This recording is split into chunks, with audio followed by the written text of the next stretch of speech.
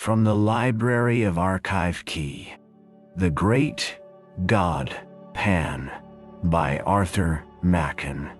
Chapter 1, The Experiment. I am glad you came, Clark. Very glad indeed. I was not sure you could spare the time. I was able to make arrangements for a few days. Things are not very lively just now. But have you no misgivings, Raymond? Is it absolutely safe? The two men were slowly pacing the terrace in front of Dr. Raymond's house. The sun still hung above the western mountain line, but it shone with a dull red glow that cast no shadows, and all the air was quiet. A sweet breath came from the great wood on the hillside above, and with it, at intervals, the soft murmuring call of the wild doves. Below, in the long, lovely valley, the river wound in and out between the lonely hills, and, as the sun hovered and vanished into the west, a faint mist, pure white, began to rise from the banks. Dr. Raymond turned sharply to his friend. Safe? Of course it is. In itself, the operation is a perfectly simple one. Any surgeon could do it, and there is no danger at any other stage. None. Absolutely no physical danger whatever. I give you my word. You are always timid, Clark. Always. But you know my history. I have devoted myself to transcendental medicine for the last 20 years. I have heard myself called quack and charlatan and imposter. But all the while I knew I was on the right path. 5 years ago, I reached the goal, and since then... Clark knit his brows and looked doubtfully at Dr. Raymond. Are you perfectly sure, Raymond, that your theory is not a phantasmagoria, a splendid vision, certainly, but a mere vision after all? Dr. Raymond stopped in his walk and turned sharply.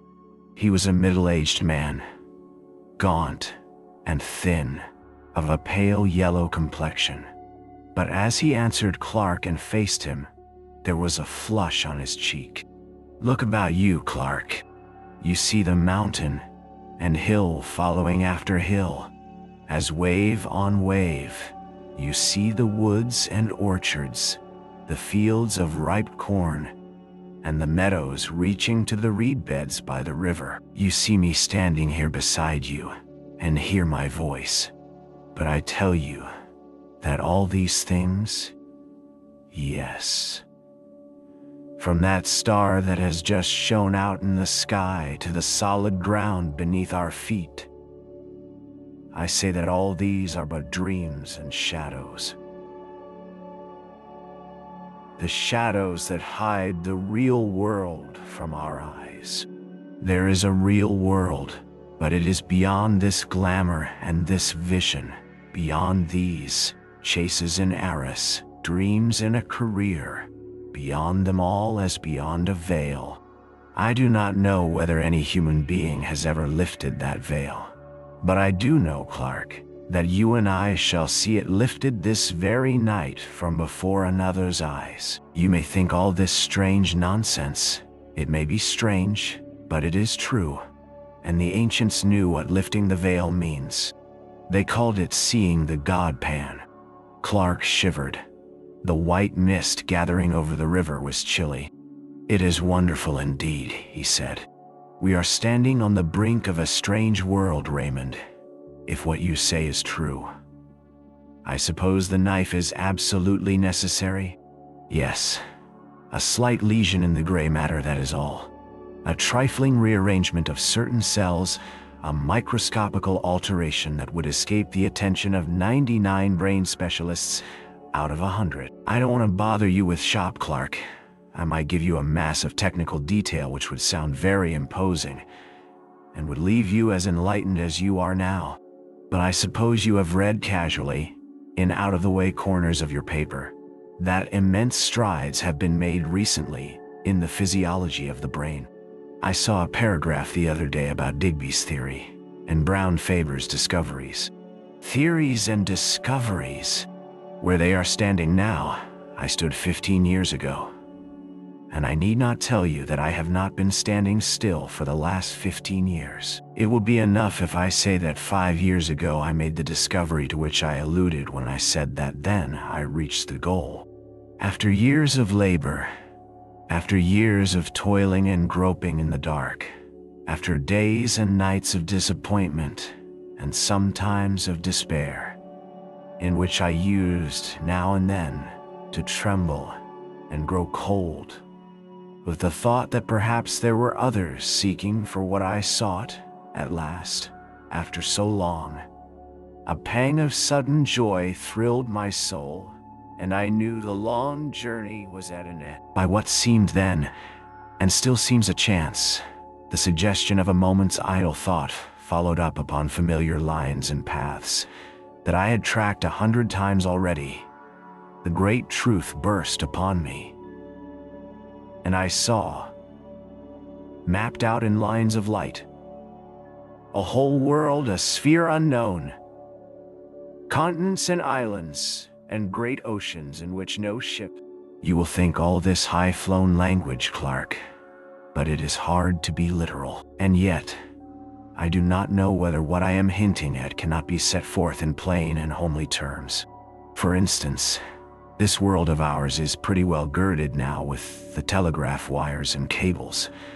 Thought with something less than the speed of thought, flashes from sunrise to sunset, from north to south, across the floods and the desert places. Suppose that an electrician of today were suddenly to perceive that he and his friends have merely been playing with pebbles and mistaking them for the foundations of the world. Suppose that such a man saw uttermost space lie open before the current, and words of men flash forth to the sun, and beyond the sun into the systems beyond, and the voices of articulate speaking men echo in the waste void that bounds our thought. As analogies go, that is a pretty good analogy of what I have done. You can understand now a little of what I felt as I stood here one evening. It was a summer evening, and the valley looked much as it does now. I stood here and saw before me the unutterable, the unthinkable gulf that yawns profound between two worlds. The world of matter and the world of spirit. I saw the great empty deep stretched thin before me, and in that instant, you may look in Brown-Faber's book, if you like, and you will find that to the present day, men of science are unable to account for the presence, or to specify the functions of a certain group of nerve cells in the brain. That group is, as it were, land to let, a mere waste place for fanciful theories. I am not in the position of Brown-Faber and the specialists. I am perfectly instructed as to the possible functions of those nerve centers in the scheme of things. With a touch, I can bring them into play. With a touch, I say, I can set free the current. With a touch, I can complete the communication between this world of sense and we shall be able to finish the sentence later on. Yes, the knife is necessary. But think what that knife will effect. It will level utterly the solid wall of sense, and probably, for the first time since man was made, a spirit will gaze on a spirit world. Clark, Mary will see the God Pan. But you remember what you wrote to me? I thought it would be requisite that she. He whispered the rest into the doctor's ear. Not at all. Not at all. That is nonsense, I assure you. Indeed, it is better as it is. I am quite certain of that. Oh, pun. Consider the matter well, Raymond. It's a great responsibility. Something might go wrong. You would be a miserable man for the rest of your days. No, I think not, even if the worst happened. As you know, I rescued Mary from the gutter, and from almost certain starvation when she was a child. I think her life is mine, to use as I see fit. Come, it is getting late. We had better go in. Dr. Raymond led the way into the house. through the hall, and down a long dark passage.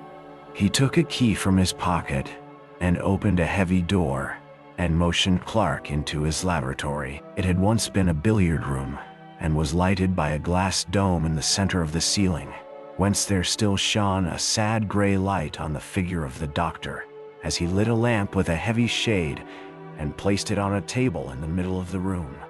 Clark looked about him. Scarcely a foot of wall remained bare.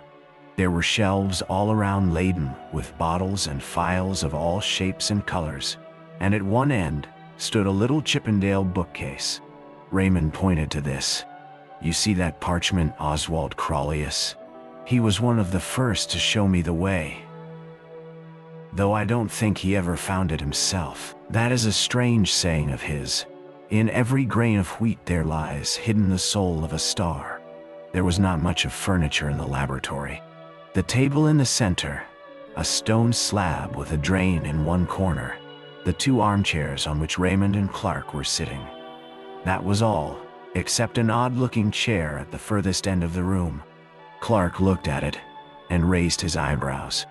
"Yes, that is the chair," said Raymond. "We may as well place it in position."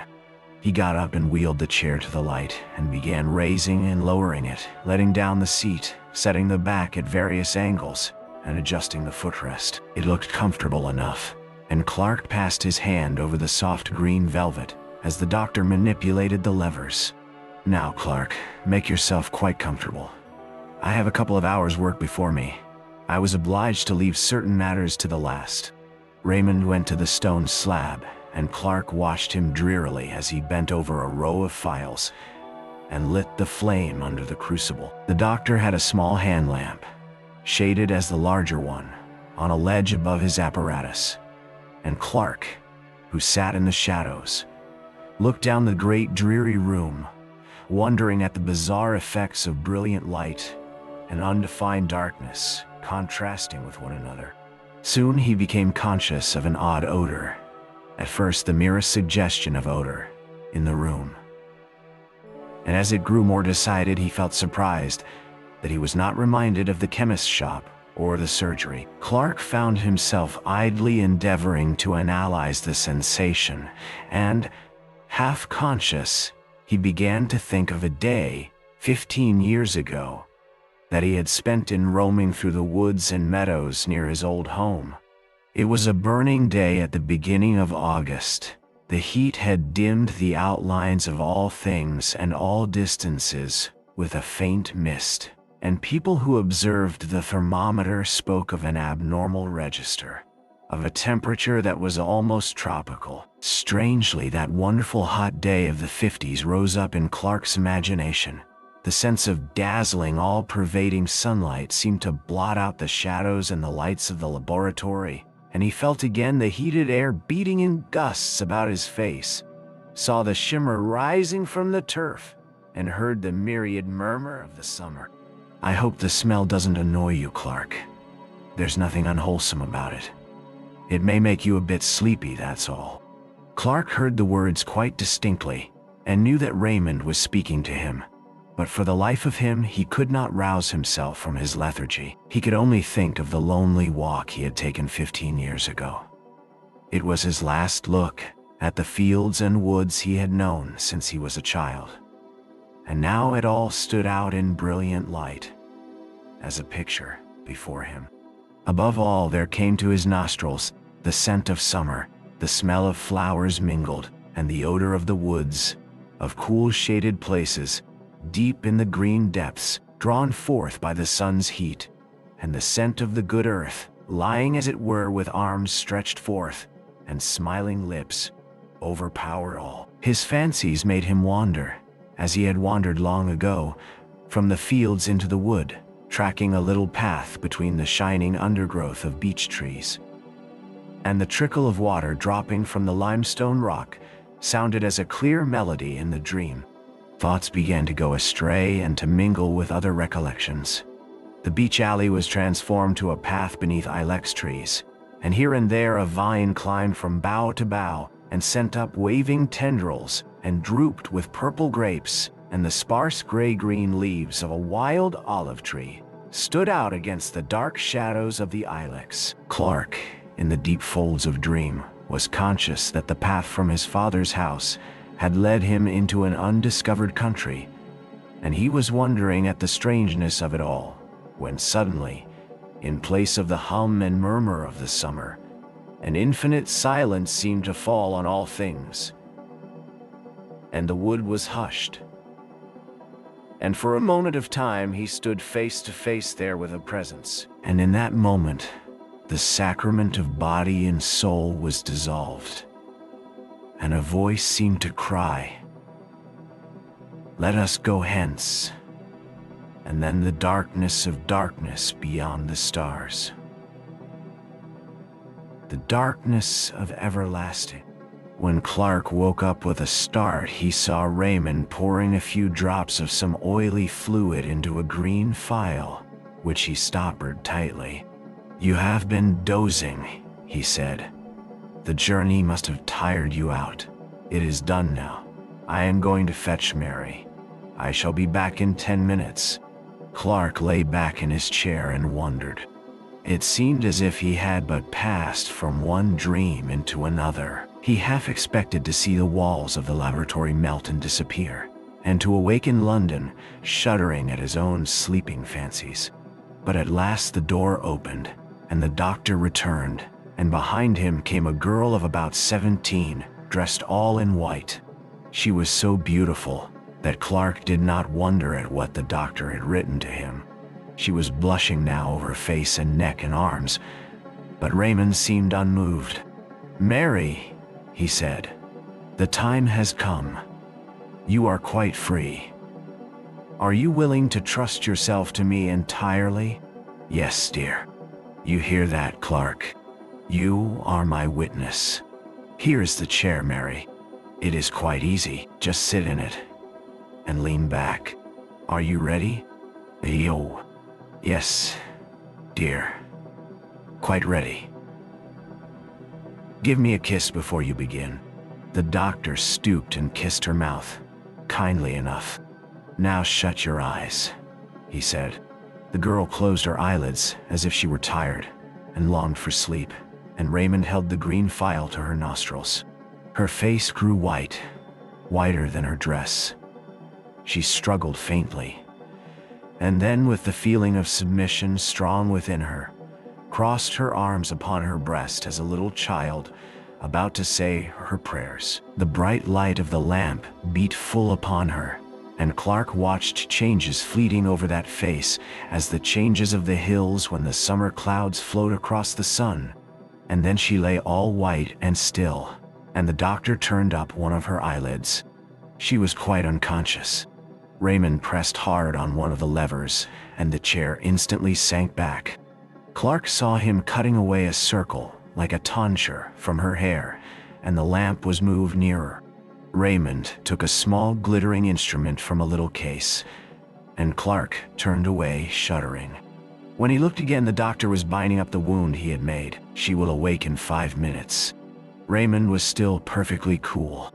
"There is nothing more to be done. We can only wait." The minutes passed slowly. They could hear a slow, heavy ticking. There was an old clock in the passage. Clark felt sick and faint. His knees shook beneath him. He could hardly stand. Suddenly, as they watched, they heard a long-drawn sigh. And suddenly did the color that had vanished return to the girl's cheeks. And suddenly her eyes opened. Clark quailed before them. They shone with an awful light, looking far away. And a great wonder fell upon her face, and her hands stretched out as if to touch what was invisible. But in an instant the wonder faded, and gave place to the most awful terror. The muscles of her face were hideously convulsed. She shook from head to foot. The soul seemed struggling and shuddering within the house of flesh. It was a horrible sight, and Clark rushed forward as she fell shrieking to the floor. 3 days later, Raymond took Clark to Mary's bedside. She was lying wide awake, rolling her head from side to side, and grinning vacantly. "Yes," said the doctor, still quite cool. "It is a great pity. She is a hopeless idiot. However, it could not be helped. And after all, she has seen the great god Pan. Chapter 2. Mr. Clark's Memoirs.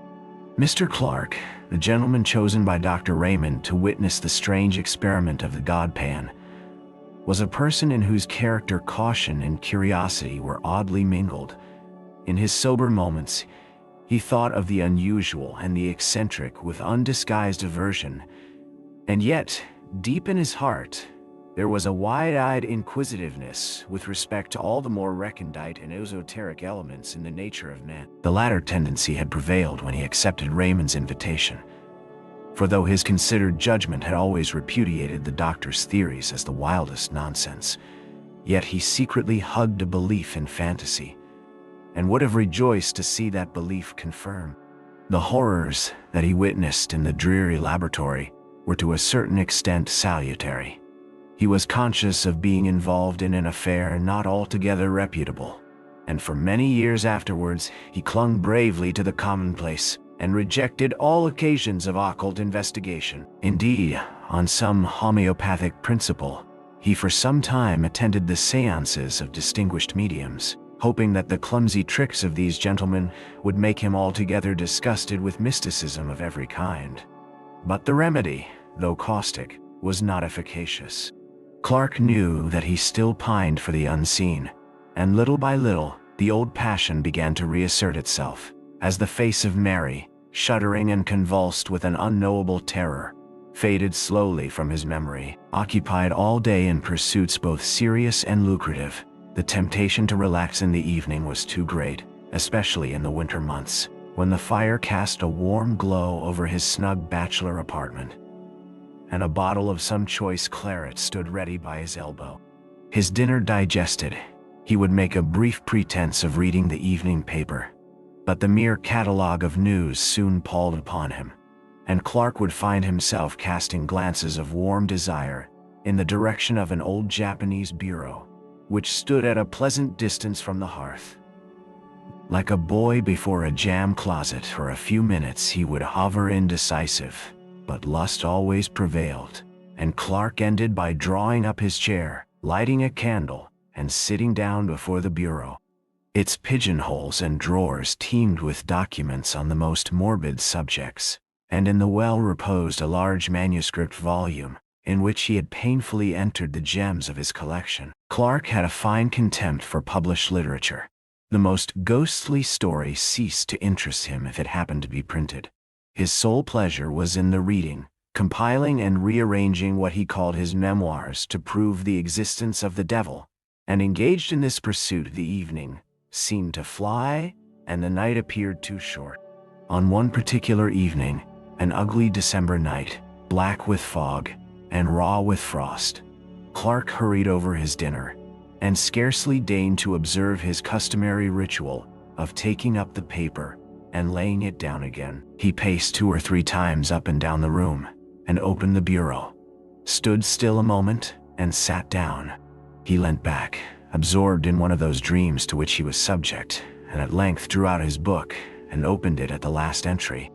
There were 3 or 4 pages densely covered with Clark's round, set penmanship, and at the beginning he had written in a somewhat larger hand, "Singular narrative told me by my friend, Dr. Phillips. He assures me that all the facts related therein are strictly and wholly true, but refuses to give either the surnames of the persons concerned or the place where these extraordinary events occurred." Mr. Clark began to read over the account for the 10th time, glancing now and then at the pencil notes he had made when it was told him by his friend. It was one of his humors to pride himself on a certain literary ability. He thought well of his style, and took pains in arranging the circumstances in dramatic order. He read the following story. The persons concerned in this statement are Helen V., who, if she is still alive, must now be a woman of 23.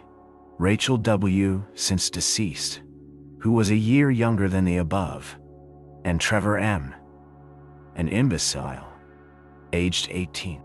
These persons were at the period of the story inhabitants of a village on the borders of Wales, a place of some importance in the time of the Roman occupation, but now a scattered hamlet of not more than 500 souls. It is situated on rising ground, about 6 miles from the sea, and is sheltered by a large and picturesque forest. Some 11 years ago, Helen V. came to the village under rather peculiar circumstances. It is understood that she, being an orphan, was adopted in her infancy by a distant relative, who brought her up in his own house till she was 12 years old. Thinking, however, that it would be better for the child to have playmates of her own age, he advertised in several local papers for a good home in a comfortable farmhouse for a girl of 12.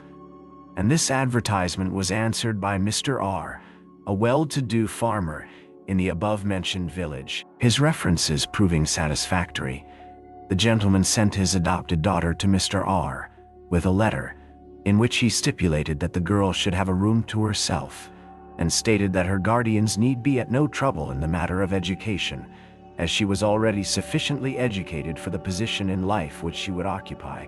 In fact, Mr. R. was given to understand that the girl was to be allowed to find her own occupations, and to spend her time almost as she liked. Mr. R. duly met her at the nearest station, a town some 7 miles away from his house, and seems to have remarked nothing extraordinary about the child, except that she was reticent as to her former life and her adopted father.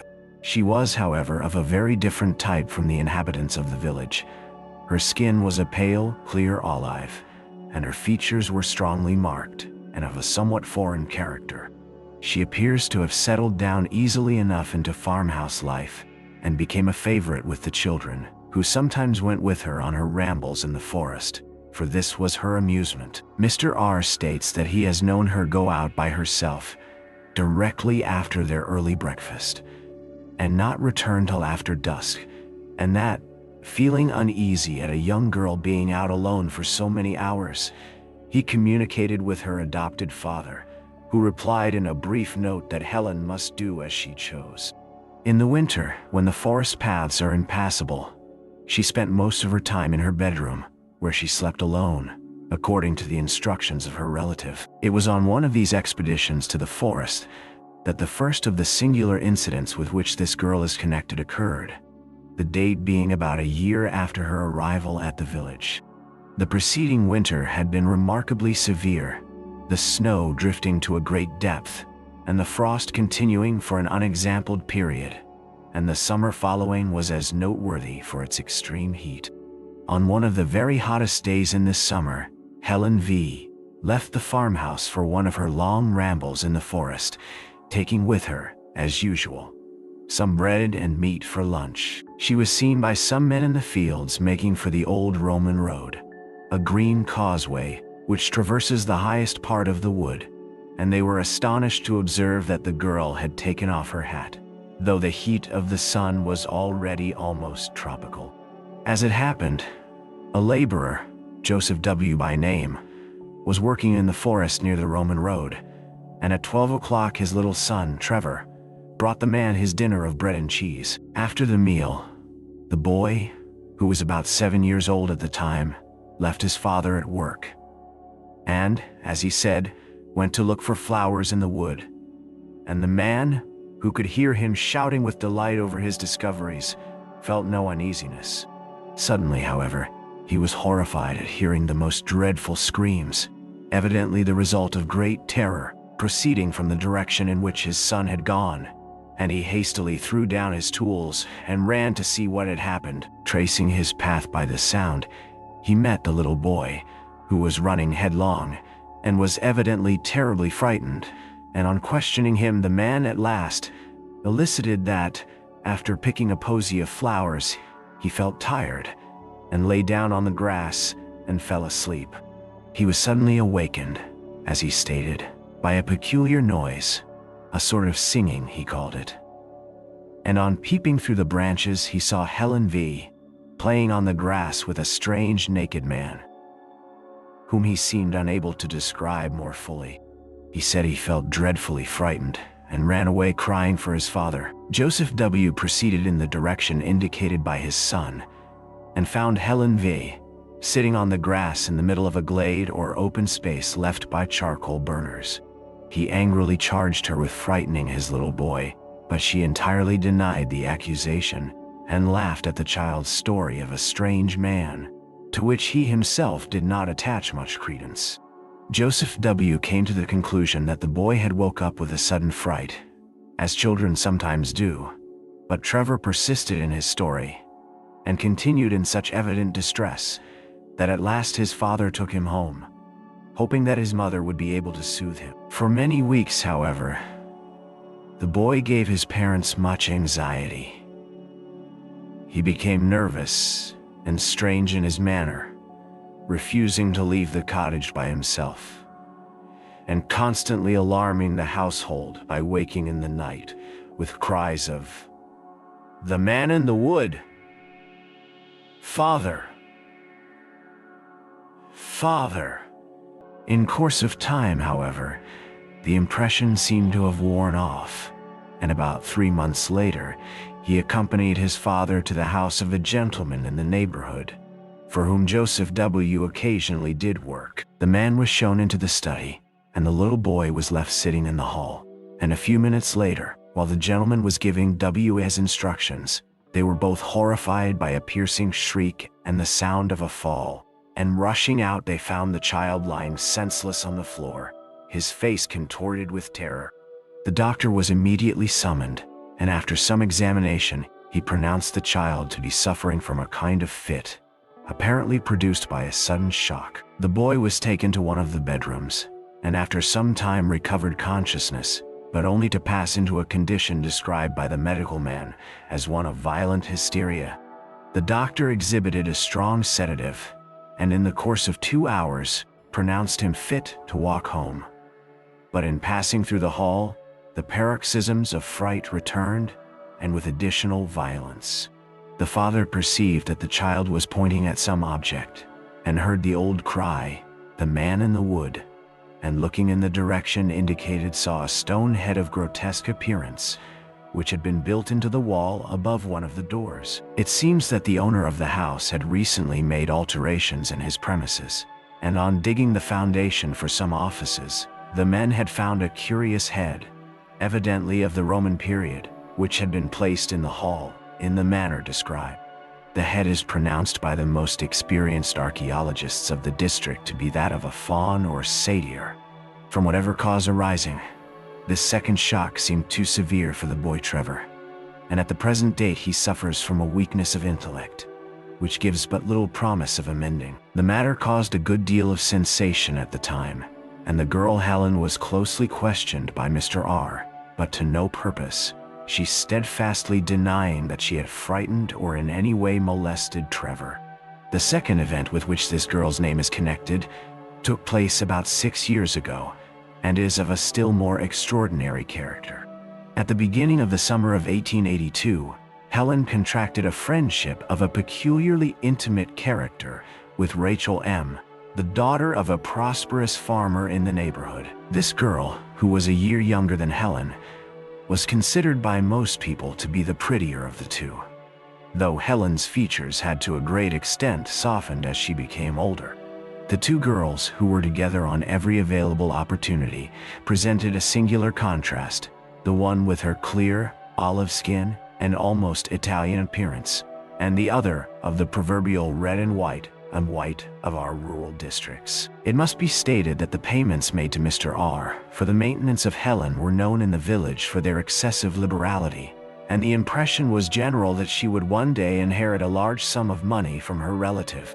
The parents of Rachel were therefore not averse from their daughter's friendship with the girl, and even encouraged the intimacy, though they now bitterly regret having done so. Helen still retained her extraordinary fondness for the forest, and on several occasions Rachel accompanied her, the two friends setting out early in the morning and remaining in the wood till dusk. Once or twice after these excursions, Mrs. M. thought her daughter's manner rather peculiar. She seemed languid and dreamy, and as it has been expressed, different from herself, but these peculiarities seem to have been thought too trifling for remark. One evening, however, after Rachel had come home, her mother heard a noise which sounded like suppressed weeping in the girl's room, and on going in found her lying half undressed upon the bed, evidently in the greatest distress. As soon as she saw her mother, she exclaimed, "Ah, mother, mother, why did you let me go to the forest with Helen?" Mrs. M was astonished at so strange a question and proceeded to make inquiries. Rachel told her a wild story. She said, Clark closed the book with a snap and turned his chair towards the fire. When his friend sat one evening in that very chair and told his story, Clark had interrupted him at a point a little subsequent to this, had cut short his words in a paroxysm of horror. "My God," he had exclaimed. Think what you are saying. It is too incredible, too monstrous. Such things can never be in this quiet world, where men and women live and die, and struggle, and conquer, or maybe fail, and fall down under sorrow, and grieve and suffer strange fortunes for many a year. But not this, Phillips, not such things as this. There must be some explanation, some way out of the terror. Why, man, if such a case were possible, our earth would be a nightmare. But Phillips had told his story to the end, concluding, "Her flight remains a mystery to this day. She vanished in broad sunlight. They saw her walking in a meadow, and a few moments later, she was not there." Clark tried to conceive the thing again, as he sat by the fire, and again his mind shuddered and shrank back, appalled before the sight of such awful, unspeakable elements enthroned, as it were, and triumphant in human flesh. Before him stretched the long, dim vista of the green causeway in the forest, as his friend had described it.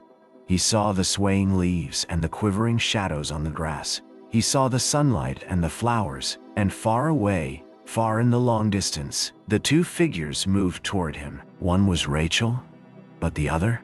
Clark had tried his best to disbelieve it all, but at the end of the account, as he had written it in his book, he had placed the inscription, "Et diabolus incarnatus est, et homo factus est." Chapter 3. The City of Resurrections. Herbert. Good God. Is it possible? Yes, my name's Herbert. I think I know your face too, but I don't remember your name. My memory is very queer. Don't you recollect Villiers of Wadham? So it is? So it is. I beg your pardon, Villiers. I didn't think I was begging of an old college friend. Good night, my dear fellow. This haste is unnecessary. My rooms are close by, but we won't go there just yet. Suppose we walk up Shaftesbury Avenue a little way. But how in heaven's name have you come to this pass, Herbert? It's a long story, Villiers, and a strange one too, but you can hear it if you like. Come on then, take my arm, you don't seem very strong. The ill-assorted pair moved slowly up Rupert Street, the one in dirty, evil-looking rags, and the other attired in the regulation uniform of a man about town, trim, glossy, and eminently well-to-do. Villiers had emerged from his restaurant after an excellent dinner of many courses, assisted by an ingratiating little flask of Chianti, and, in that frame of mind which was with him almost chronic, had delayed a moment by the door, peering round in the dimly lighted street in search of those mysterious incidents and persons with which the streets of London teem in every quarter and at every hour. Villiers prided himself as a practiced explorer of such obscure mazes and byways of London life, and in this unprofitable pursuit, he displayed an assiduity which was worthy of more serious employment. Thus he stood beside the lamppost, surveying the passers-by with undisguised curiosity, and with that gravity only known to the systematic diner, had just enunciated in his mind the formula. London has been called the City of Encounters. It is more than that. It is the City of Resurrections.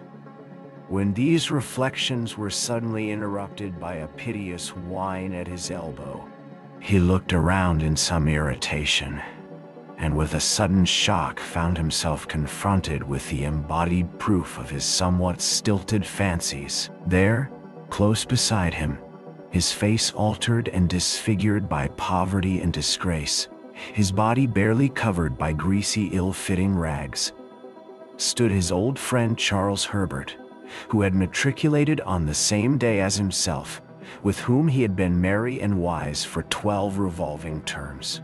Different occupations and varying interests had interrupted the friendship, and it was 6 years since Villiers had seen Herbert.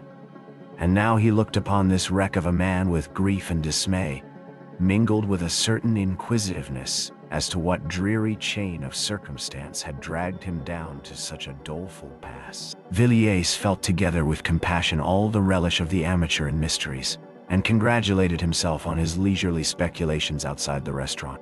They walked on in silence for some time, and more than one passerby stared in astonishment at the unaccustomed spectacle of a well-dressed man with an unmistakable beggar hanging on to his arm. And observing this, Villiers led the way to an obscure street in Soho. Here he repeated his question. "How on earth has it happened, Herbert? I always understood you would succeed to an excellent position in Dorsetshire. Did your father disinherit you? Surely not." "Oh, no, Villiers. I came into all the property at my poor father's death. He died a year after I left Oxford. He was a very good father to me, and I mourned his death sincerely enough. But you know what young men are. A few months later I came up to town and went a good deal into society. Of course, I had excellent introductions, and I managed to enjoy myself very much in a harmless sort of way. I played a little, certainly, but never for heavy stakes, and the few bets I made on races brought me in money, only a few pounds, you know, but enough to pay for cigars and such petty pleasures. It was in my second season that the tide turned. Of course you have heard of my marriage." No, I never heard anything about it. Yes, I married Villiers. I met a girl of the most wonderful and most strange beauty, at the house of some people whom I knew. I cannot tell you her age, I never knew it. But, so far as I can guess, I should think she must have been about 19 when I made her acquaintance. My friends had come to know her at Florence. She told them she was an orphan, the child of an English father and an Italian mother, and she charmed them as she charmed me. The first time I saw her was at an evening party. I was standing by the door talking to a friend, when suddenly above the hum and babble of conversation I heard a voice which seemed to thrill to my heart. She was singing an Italian song. I was introduced to her that evening, and in 3 months I married Helen. Villiers, that woman, if I can call her woman, corrupted my soul. The night of the wedding I found myself sitting in her bedroom in the hotel, listening to her talk. She was sitting up in bed, and I listened to her as she spoke in her beautiful voice, spoke of things which even now I would not dare whisper in blackest night, though I stood in the midst of a wilderness. You, Villiers, you may think you know life, and London, and what goes on day and night in this dreadful city. For all I can say, you may have heard the talk of the vilest, but I tell you, you can have no conception of what I know. Not in your most fantastic, hideous dreams can you have imaged forth the faintest shadow of what I have heard and seen. Yes, seen. I have seen the incredible, such horrors that even I myself sometimes stop in the middle of the street and ask whether it is possible for a man to behold such things and live. In a year, Villiers, I was a ruined man, in body and soul, in body and soul. But your property, Herbert, you had land in Dorset. I sold it all, the fields and woods, the dear old house and everything, and the money. She took it all from me, and then left you? Yes, she disappeared one night. I don't know where she went, but I am sure if I saw her again it would kill me. The rest of my story is of no interest. Sordid misery, that is all. You may think, Villiers, that I have exaggerated and talked for effect. But I have not told you half. I could tell you certain things which would convince you. But you would never know. Villiers took the unfortunate man to his rooms and gave him a meal. Herbert could eat little and scarcely touched the glass of wine set before him. He sat moody and silent by the fire and seemed relieved when Villiers sent him away with a small present of money. "By the way, Herbert," said Villiers as they parted at the door, "what was your wife's name? You said Helen, I think." "Helen what?" "The name she passed under when I met her was Helen Vaughan, but what her real name was I can't say. I don't think she had a name." No, not in that sense. Only human beings have names. Villiers. I can't say any more. Goodbye. Yes, I will not fail to call if I see any way in which you can help me. Good night." The man went out into the bitter night, and Villiers returned to his fireside. There was something about Herbert which shocked him inexpressibly. Not his poor rags nor the marks which poverty had set upon his face, but rather an indefinite terror which hung about him like a mist. He had acknowledged that he himself was not devoid of blame. The woman, he had avowed, had corrupted him body and soul, and Villiers felt that this man, once his friend, had been an actor in scenes evil beyond the power of words. His story needed no confirmation. He himself was the embodied proof of it.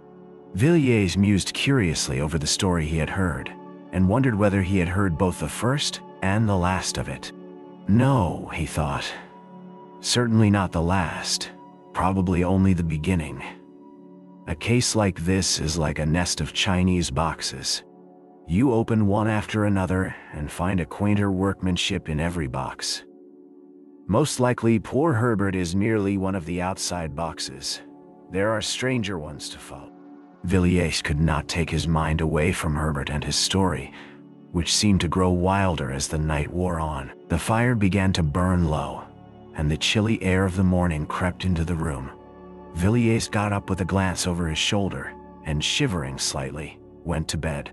A few days later he saw at his club a gentleman of his acquaintance, named Austin, who was famous for his intimate knowledge of London life, both in its tenebrous and luminous phases. Villiers, still full of his encounter in Soho and its consequences, thought Austin might possibly be able to shed some light on Herbert's history. And so after some casual talk he suddenly put the question, "Do you happen to know anything of a man named Herbert Charles Herbert?" Austin turned round sharply and stared at Villiers with some astonishment. "Charles Herbert? Weren't you in town 3 years ago?" "No." "Then you have not heard of the Paul Street case? It caused a good deal of sensation at the time." "What was the case?" "Well, a gentleman, a man of very good position, was found dead, stark dead, in the area of a certain house in Paul Street, off Tottenham Court Road. Of course the police did not make the discovery. If you happen to be sitting up all night and have a light in your window, the constable will ring the bell. But if you happen to be lying dead in somebody's area, you will be left alone." In this instance, as in many others, the alarm was raised by some kind of vagabond. I don't mean a common tramp or a public house loafer, but a gentleman whose business or pleasure, or both, made him a spectator of the London streets at 5 o'clock in the morning. This individual was, as he said, going home. It did not appear whence or whither, and had occasion to pass through Paul Street between 4 and 5 a.m. Something or other caught his eye at number 20. He said, absurdly enough, that the house had the most unpleasant physiognomy he had ever observed. But, at any rate, he glanced down the area, and was a good deal astonished to see a man lying on the stones, his limbs all huddled together, and his face turned up. Our gentleman thought his face looked peculiarly ghastly, and so set off at a run in search of the nearest policeman. The constable was at first inclined to treat the matter lightly, suspecting common drunkenness. However, he came, and after looking at the man's face, changed his tone. quickly enough. The early bird who had picked up this fine worm was sent off for a doctor, and the policeman rang and knocked at the door till a slatternly servant girl came down looking more than half asleep. The constable pointed out the contents of the area to the maid, who screamed loudly enough to wake up the street, but she knew nothing of the man, had never seen him at the house, and so forth. Meanwhile, the original discoverer had come back with a medical man, and the next thing was to get into the area. The gate was open, so the whole quartet stumped down the steps. The doctor hardly needed a moment's examination. He said the poor fellow had been dead for several hours, and it was then the case began to get interesting. The dead man had not been robbed, and in one of his pockets were papers identifying him as a man of good family and means, a favorite in society, and nobody's enemy, so far as could be known. I don't give his name, Villiers, because it has nothing to do with the story, and because it's no good raking up these affairs about the dead when there are no relations living. The next curious point was that the medical men couldn't agree as to how he met his death. There were some slight bruises on his shoulders, but they were so slight that it looked as if he had been pushed roughly out of the kitchen door, and not thrown over the railings from the street or even dragged down the steps. But there were positively no other marks of violence about him, certainly none that would account for his death. And when they came to the autopsy, there wasn't a trace of poison of any kind. Of course, the police wanted to know all about the people at number 20. And here again, so I have heard from private sources, one or two other very curious points came out. It appears that the occupants of the house were a Mr. and Mrs. Charles Herbert. He was said to be a landed proprietor, though it struck most people that Paul Street was not exactly the place to look for county gentry. As for Mrs. Herbert, nobody seemed to know who or what she was, and between ourselves, I fancy the divers, after her history, found themselves in rather strange waters. Of course, they both denied knowing anything about the deceased, and in default of any evidence against them, they were discharged.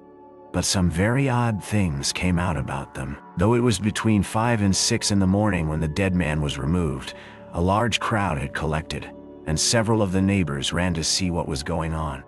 They were pretty free with their comments, by all accounts, and from these, it appeared that number 20 was in very bad odor in Paul Street. The detectives tried to trace down these rumors to some solid foundation of fact, but could not get hold of anything. People shook their heads and raised their eyebrows and thought the Herberts rather queer, would rather not be seen going into their house, and so on, but there was nothing tangible. The authorities were morally certain that the man met his death in some way or another in the house, and was thrown out by the kitchen door.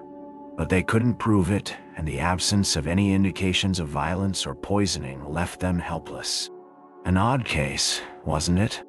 But, curiously enough, there's something more that I haven't told you.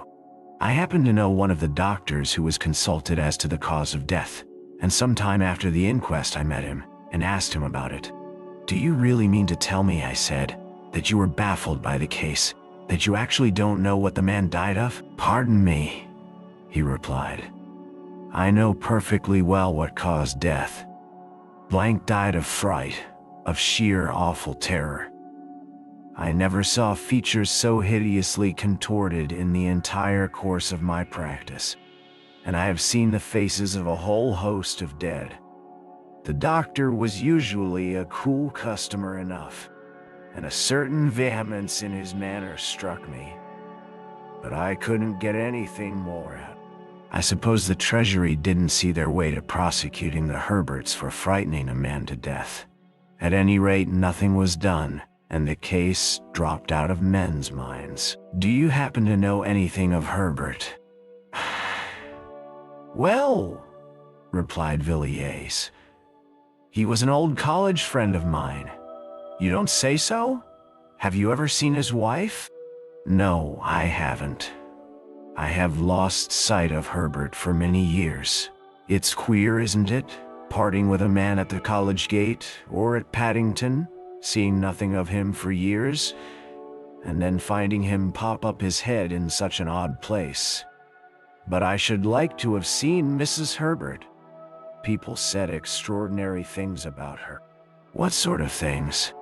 Well, I hardly know how to tell you. Everyone who saw her at the police court said she was at once the most beautiful woman and the most repulsive they had ever set eyes on. I have spoken to a man who saw her, and I assure you he positively shuddered as he tried to describe the woman, but he couldn't tell why. She seems to have been a sort of enigma, and I expect if that one dead man could have told tales, he would have told some uncommonly queer ones. And there you are again in another puzzle. What could a respectable country gentleman like Mr. Blank, well, call him that if you don't mind, want in such a very queer house as number 20? It's altogether a very odd case, isn't it? Oh, it is indeed, Austin. An extraordinary case. I didn't think, when I asked you about my old friend, I should strike on such strange metal. Well, I must be off. Good day. Villiers went away, thinking of his own conceit of the Chinese boxes. Here was quaint workmanship indeed. Chapter 4. The Discovery in Paul Street. A few months after Villiers' meeting with Herbert, Mr. Clark was sitting, as usual, by his after-dinner hearth, resolutely guarding his fancies from wandering in the direction of the bureau. For more than a week he had succeeded in keeping away from the memoirs, and he cherished hopes of a complete self-reformation. But, in spite of his endeavors, he could not hush the wonder and the strange curiosity that last case he had written down had excited within him. He had put the case, or rather the outline of it, conjecturally to a scientific friend who shook his head and thought Clark getting queer. And on this particular evening, Clark was making an effort to rationalize the story when a sudden knock at his door roused him from his meditations. "Mr. Villiers to see you, sir." "Dear me, Villiers. It is very kind of you to look me up. I have not seen you for many months. I should think nearly a year. Come in, come in. And how are you, Villiers? Want any advice about investments?" "No, thanks. I fancy everything I have in that way is pretty safe." "No, Clark. I have really come to consult you about a rather curious matter that has been brought under my notice of late. I am afraid you will think it all rather absurd when I tell my tale. I sometimes think so myself, and that's just why I made up my mind to come to you, as I know you're a practical man." Mr. Villiers was ignorant of the memoirs to prove the existence of the devil. "Well, Villiers, I shall be happy to give you my advice, to the best of my ability. What is the nature of the case? It's an extraordinary thing altogether. You know my ways.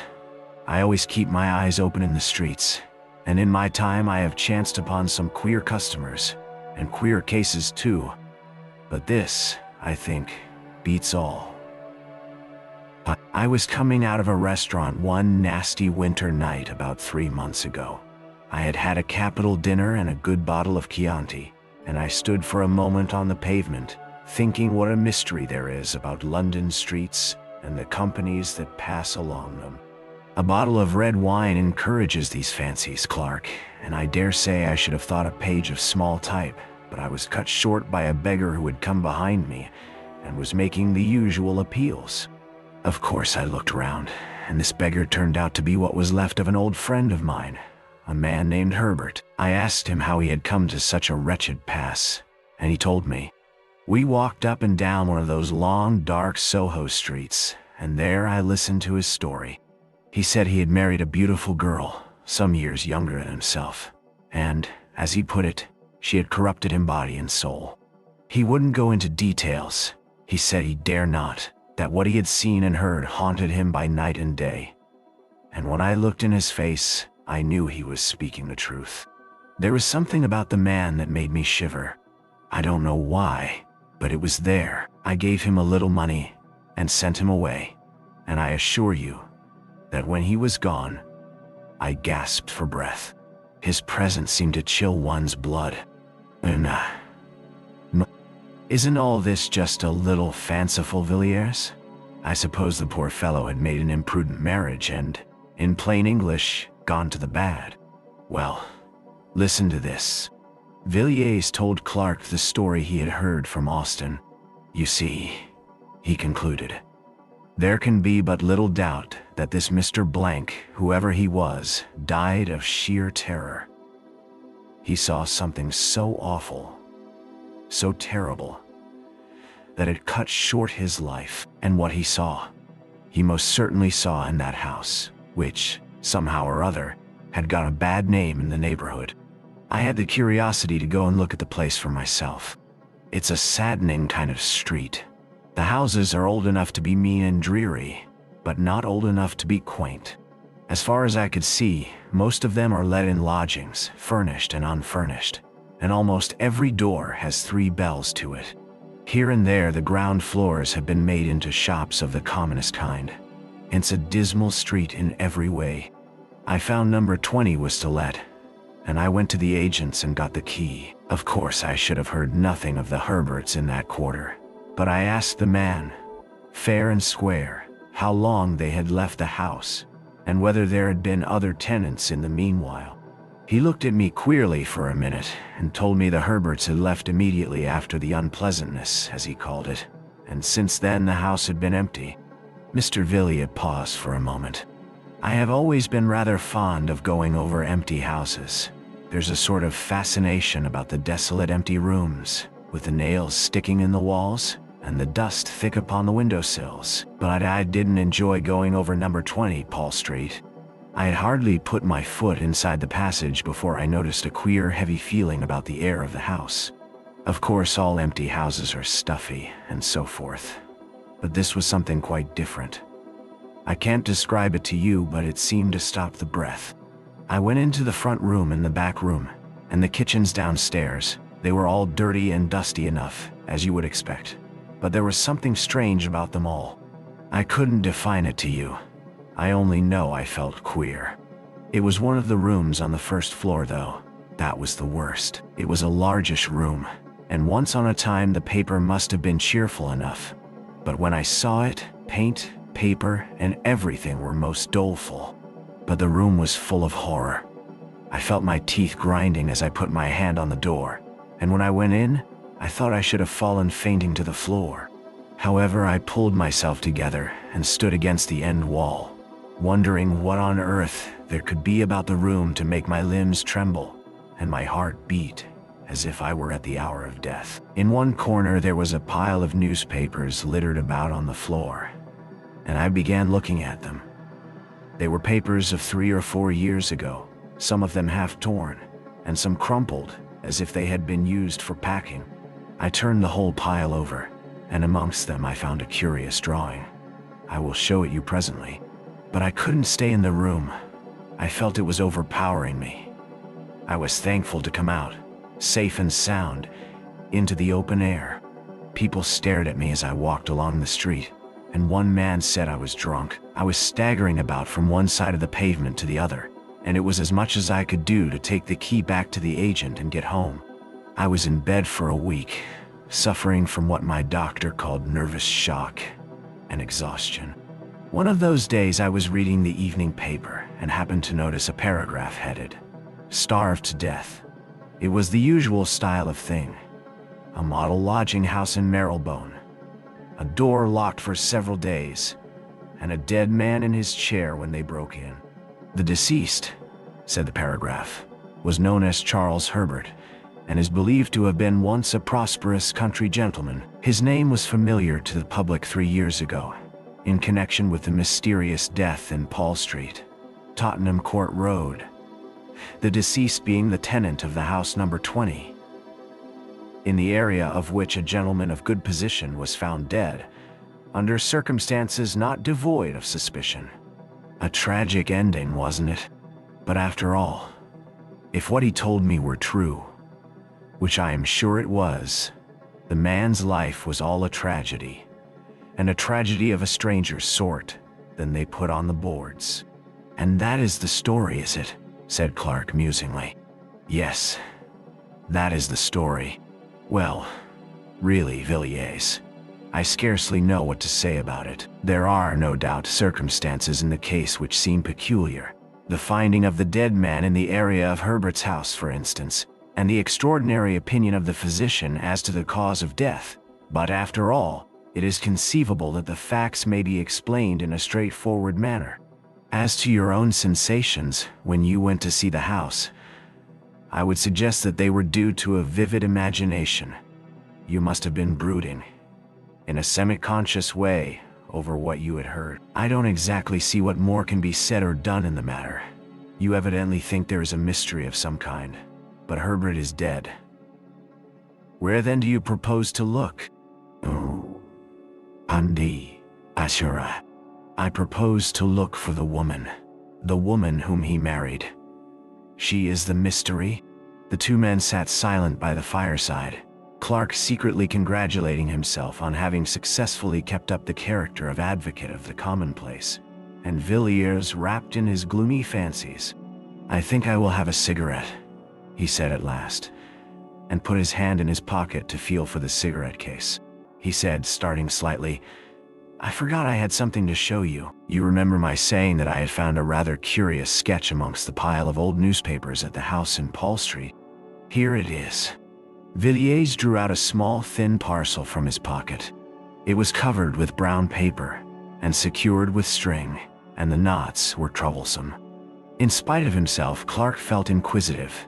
He bent forward on his chair as Villiers painfully undid the string and unfolded the outer covering. Inside was a second wrapping of tissue, and Villiers took it off and handed the small piece of paper to Clark without a word. There was dead silence in the room for 5 minutes or more. The two men sat so still that they could hear the ticking of the tall, old-fashioned clock that stood outside in the hall, and in the mind of one of them the slow monotony of sound woke up a far, far memory. He was looking intently at the small pen and ink sketch of the woman's head. It had evidently been drawn with great care, and by a true artist, for the woman's soul looked out of the eyes, and the lips were parted with a strange smile. Clark gazed still at the face. It brought to his memory one summer evening long ago. He saw again the long, lovely valley, the river winding between the hills, the meadows and the cornfields, the dull red sun, and the cold white mist rising from the water. He heard a voice speaking to him across the waves of many years, and saying, Clark, Mary will see the god Pan. And then he was standing in the grim room beside the doctor, listening to the heavy ticking of the clock, waiting and watching the figure lying on the green chair beneath the lamplight. Mary rose up, and he looked into her eyes, and his heart grew cold within him. Who is this woman? He said at last. His voice was dry and hoarse. That is the woman whom Herbert married. Clark looked again at the sketch. It was not Mary after all. There certainly was Mary's face, but there was something else.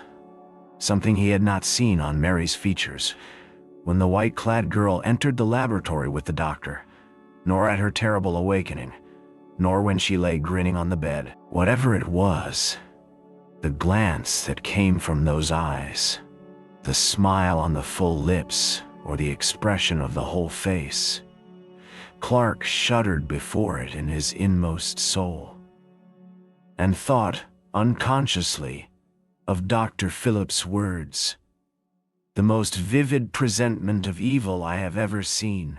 He turned the paper over mechanically in his hand and glanced at the back.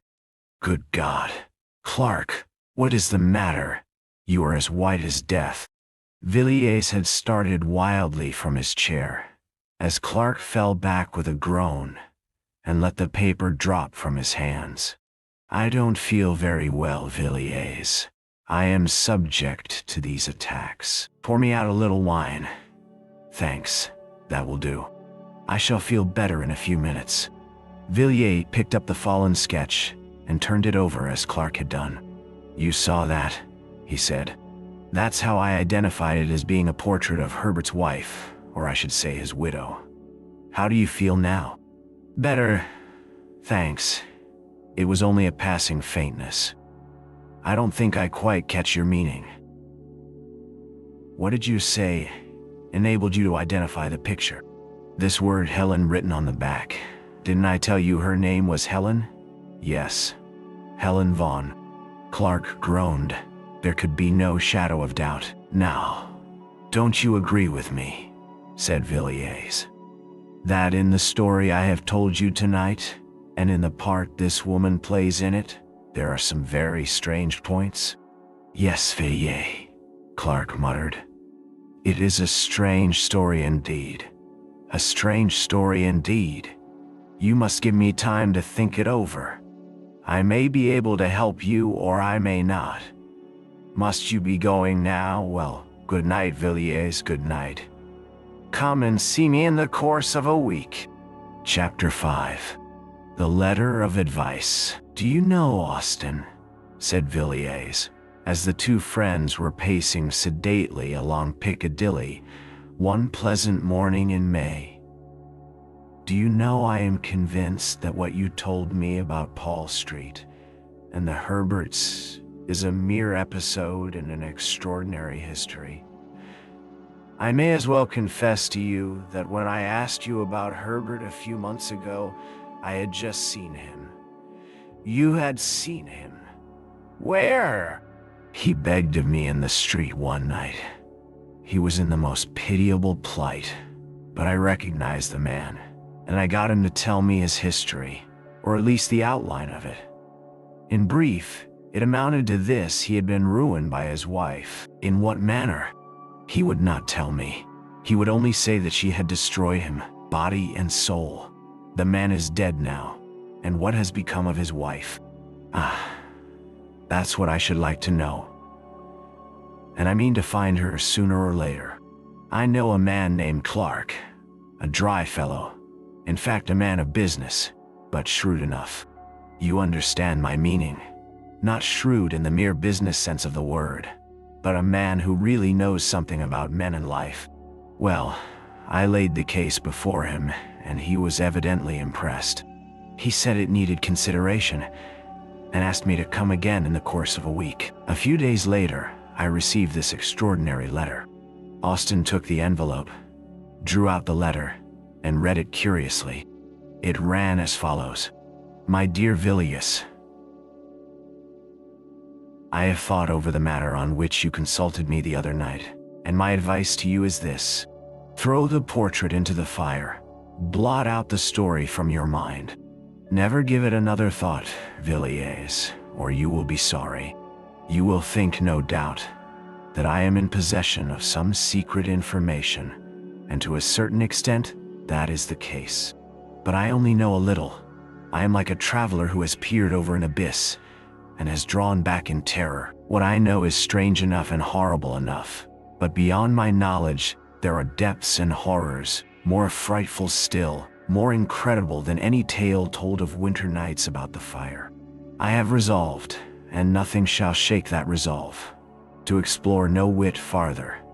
And if you value your happiness, you will make the same determination. Come and see me by all means.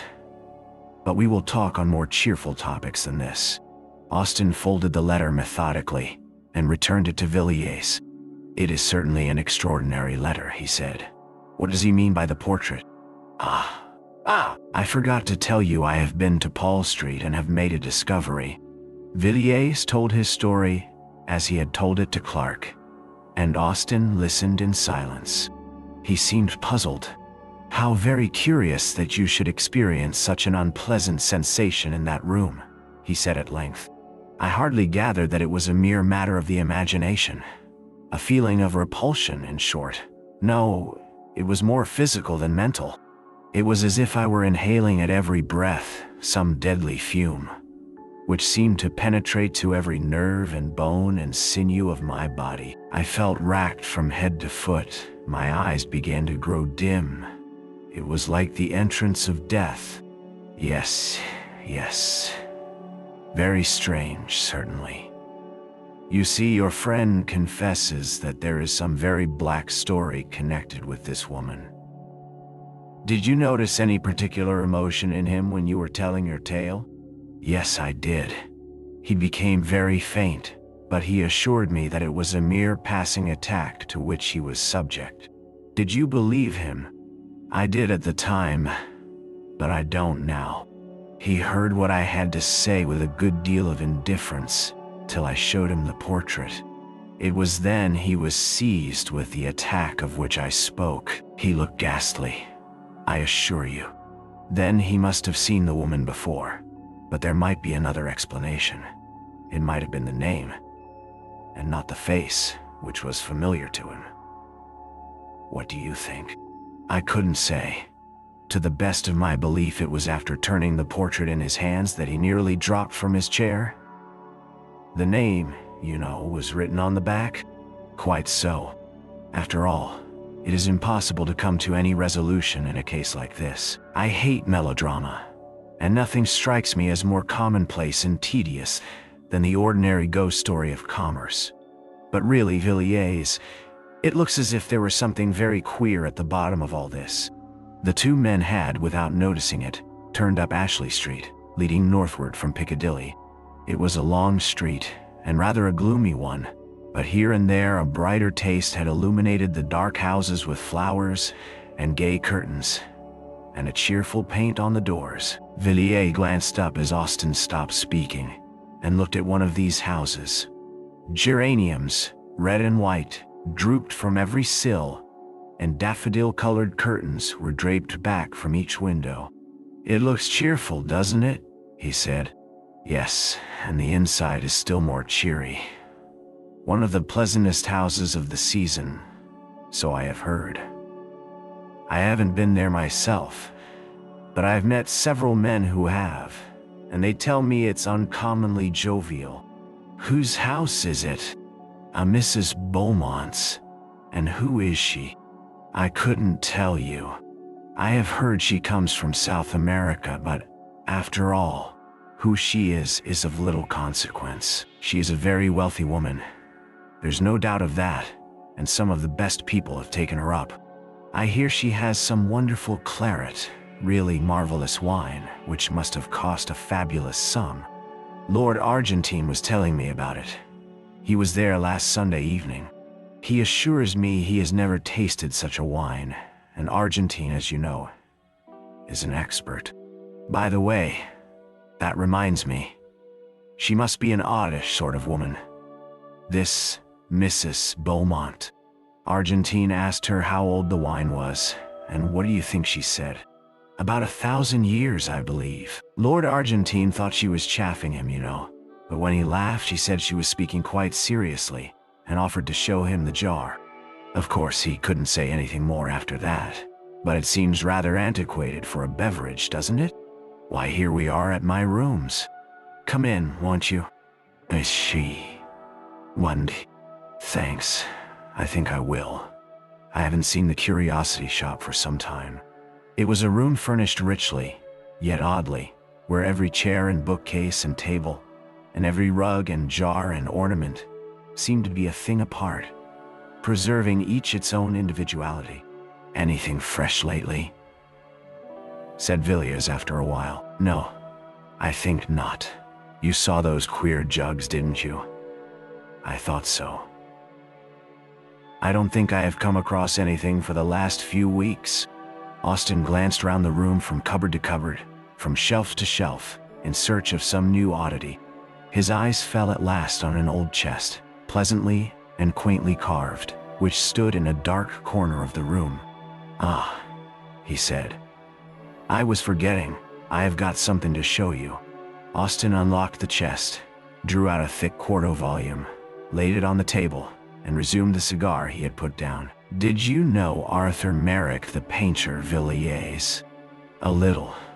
I met him 2 or 3 times at the house of a friend of mine."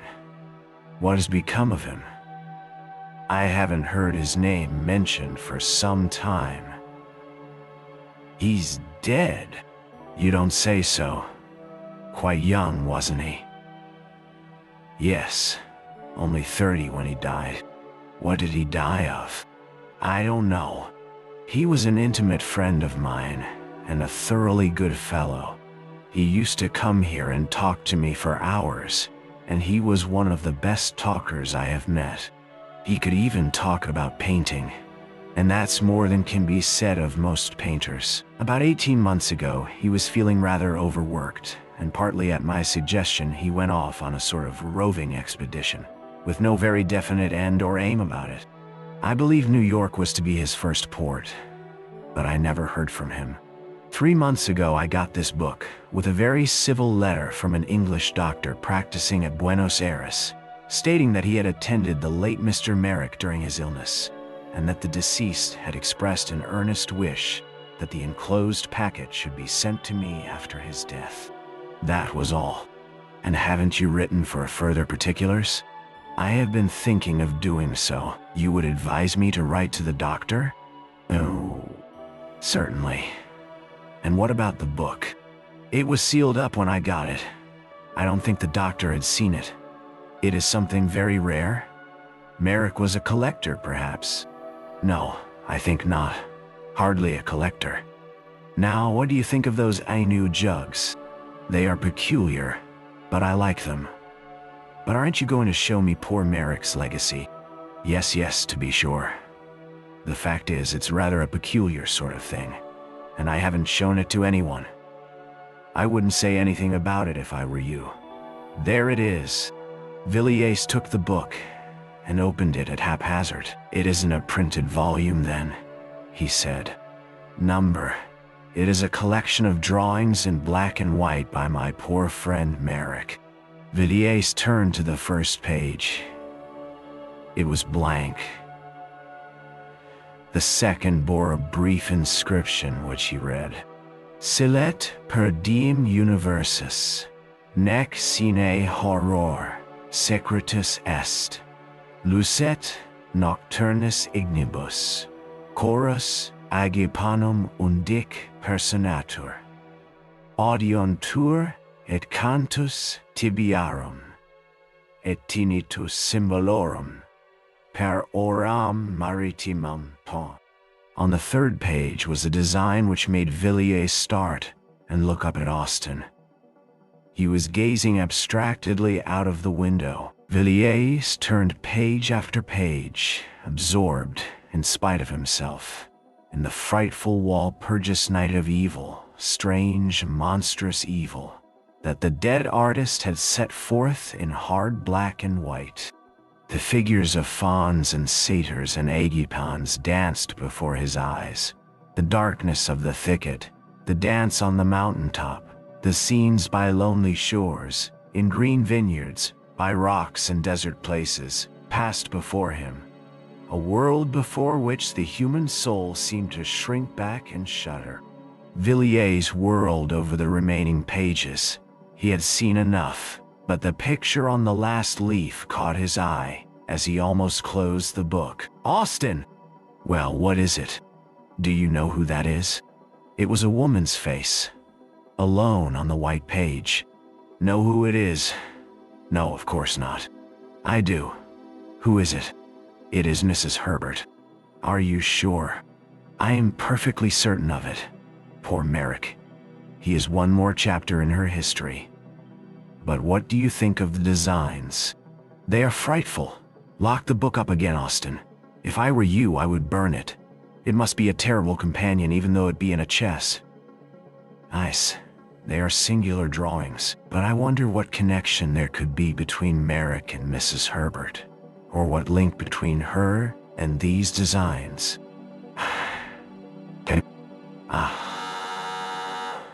Who can say? It is possible that the matter may end here, and we shall never know. But in my own opinion, this Helen Vaughan, or Mrs. Herbert, is only the beginning. She will come back to London, Austin. Depend upon it. She will come back, and we shall hear more about her then. Chapter 6. The Suicides. Lord Argentine was a great favorite in London society. At 20, he had been a poor man, decked with the surname of an illustrious family, but forced to earn a livelihood as best he could, and the most speculative of moneylenders would not have entrusted him with £50 on the chance of his ever changing his name for a title, and his poverty for a great fortune. His father had been near enough to the fountain of good things to secure one of the family livings, but the son, even if he had taken orders, would scarcely have obtained so much as this, and moreover felt no vocation for the ecclesiastical estate. Thus he fronted the world with no better armor than the bachelor's gown, and the wits of a younger son's grandson, with which equipment he contrived in some way to make a very tolerable fight of it. At 25, Mr. Charles Aubernoun saw himself still a man of struggles and of warfare with the world. But out of the 7 who stood between him and the high places of his family, 3 only remained. These 3, however, were good lives, but yet not proof against the Zulu ascites and typhoid fever. And so one morning Aubernoun woke up and found himself Lord Argentine, a man of 30 who had faced the difficulties of existence and had conquered. The situation amused him immensely, and he resolved that riches should be as pleasant to him as poverty had always been. Argentine, after some little consideration, came to the conclusion that dining, regarded as a fine art, was perhaps the most amusing pursuit open to fallen humanity, and thus his dinners became famous in London, and an invitation to his table a thing covetously desired. After 10 years of lordship and dinners, Argentine still declined to be jaded, still persisted in enjoying life, and by a kind of infection had become recognized as the cause of joy in others, in short, as the best of company. His sudden and tragical death therefore caused a wide and deep sensation. People could scarce believe it, even though the newspaper was before their eyes, and the cry of mysterious death of a nobleman came ringing up from the street. But there stood the brief paragraph: Lord Argentine was found dead this morning by his valet under distressing circumstances. It is stated that there can be no doubt that his lordship committed suicide, though no motive can be assigned for the act. The deceased nobleman was widely known in society, and much liked for his genial manner and sumptuous hospitality. He is succeeded by, etc., etc. By slow degrees the details came to light, but the case still remained a mystery. The chief witness at the inquest was the dead nobleman's valet, who said that the night before his death, Lord Argentine had dined with a lady of good position, whose name was suppressed in the newspaper reports. At about 11 o'clock Lord Argentine had returned, and informed his man that he should not require his services till the next morning. A little later, the valet had occasion to cross the hall, and was somewhat astonished to see his master quietly letting himself out at the front door. He had taken off his evening clothes, and was dressed in a Norfolk coat and knickerbockers, and wore a low brown hat. The valet had no reason to suppose that Lord Argentine had seen him, and though his master rarely kept late hours, thought little of the occurrence till the next morning, when he knocked at the bedroom door at 8:45 as usual. He received no answer, and after knocking 2 or 3 times, entered the room, and saw Lord Argentine's body leaning forward at an angle from the bottom of the bed. He found that his master had tied a cord securely to one of the short bedposts, and after making a running noose and slipping it round his neck, the unfortunate man must have resolutely fallen forward, to die by slow strangulation. He was dressed in the light suit in which the valet had seen him go out, and the doctor who was summoned pronounced that life had been extinct for more than 4 hours. All papers, letters, and so forth seemed in perfect order, and nothing was discovered which pointed in the most remote way to any scandal either great or small. Here, the evidence ended. Nothing more could be discovered. Several persons had been present at the dinner party at which Lord Argentine had assisted, and to all these he seemed in his usual genial spirits. The valet, indeed, said he thought his master appeared a little excited when he came home, but he confessed that the alteration in his manner was very slight, hardly noticeable, indeed. It seemed hopeless to seek for any clue, and the suggestion that Lord Argentine had been suddenly attacked by acute suicidal mania was generally accepted. It was otherwise, however, when within 3 weeks, 3 more gentlemen, one of them a nobleman, and the 2 others men of good position and ample means, perished miserably in almost precisely the same manner. Lord Swanley was found one morning in his dressing room, hanging from a peg affixed to the wall, and Mr. Collier Stewart and Mr. Harries had chosen to die as Lord Argentine. There was no explanation in either case, A few bald facts, a living man in the evening, and a dead body with a black swollen face in the morning. The police had been forced to confess themselves powerless to arrest or to explain the sordid murders of Whitechapel. But before the horrible suicides of Piccadilly and Mayfair, they were dumbfounded, for not even the mere ferocity which did duty as an explanation of the crimes of the East End could be of service in the West. Each of these men who had resolved to die a tortured, shameful death was rich, prosperous, and to all appearances in love with the world. And not the acutest research could ferret out any shadow of a lurking motive in either case. There was a horror in the air, and men looked at one another's faces when they met, each wondering whether the other was to be the victim of the fifth nameless tragedy. Journalists sought in vain in their scrapbooks for materials whereof to concoct reminiscent articles, and the morning paper was unfolded in many a house with a feeling of awe. No man knew when or where the blow would next light. A short while after the last of these terrible events, Austin came to see Mr. Villiers. He was curious to know whether Villiers had succeeded in discovering any fresh traces of Mrs. Herbert, either through Clark or by other sources, and he asked the question soon after he had sat down. "No," said Villiers. "I wrote to Clark, but he remains obdurate, and I have tried other channels, but without any result. I can't find out what became of Helen Vaughan after she left Paul Street, but I think she must have gone abroad. But to tell the truth, Austin, I haven't paid very much attention to the matter for the last few weeks. I knew poor Harry's intimately, and his terrible death has been a great shock to me, a great shock." "Oh, I can well believe it," answered Austin gravely. "You know, Argentine was a friend of mine. If I remember rightly, we were speaking of him that day you came to my rooms. It was in connection with that house in Ashley Street, Mrs. Beaumont's house. You said something about Argentine's dining there." "Quite so. Of course you know it was there Argentine dined the night before his death." "No, I haven't heard that." "Oh yes. The name was kept out of the papers to spare Mrs. Beaumont. Argentine was a great favorite of hers, and it is said she was in a terrible state for some time after." A curious look came over Villiers' face. He seemed undecided whether to speak or not. Austin began again. "I never experienced such a feeling of horror as when I read the account of Argentine's death. I didn't understand it at the time, and I don't now.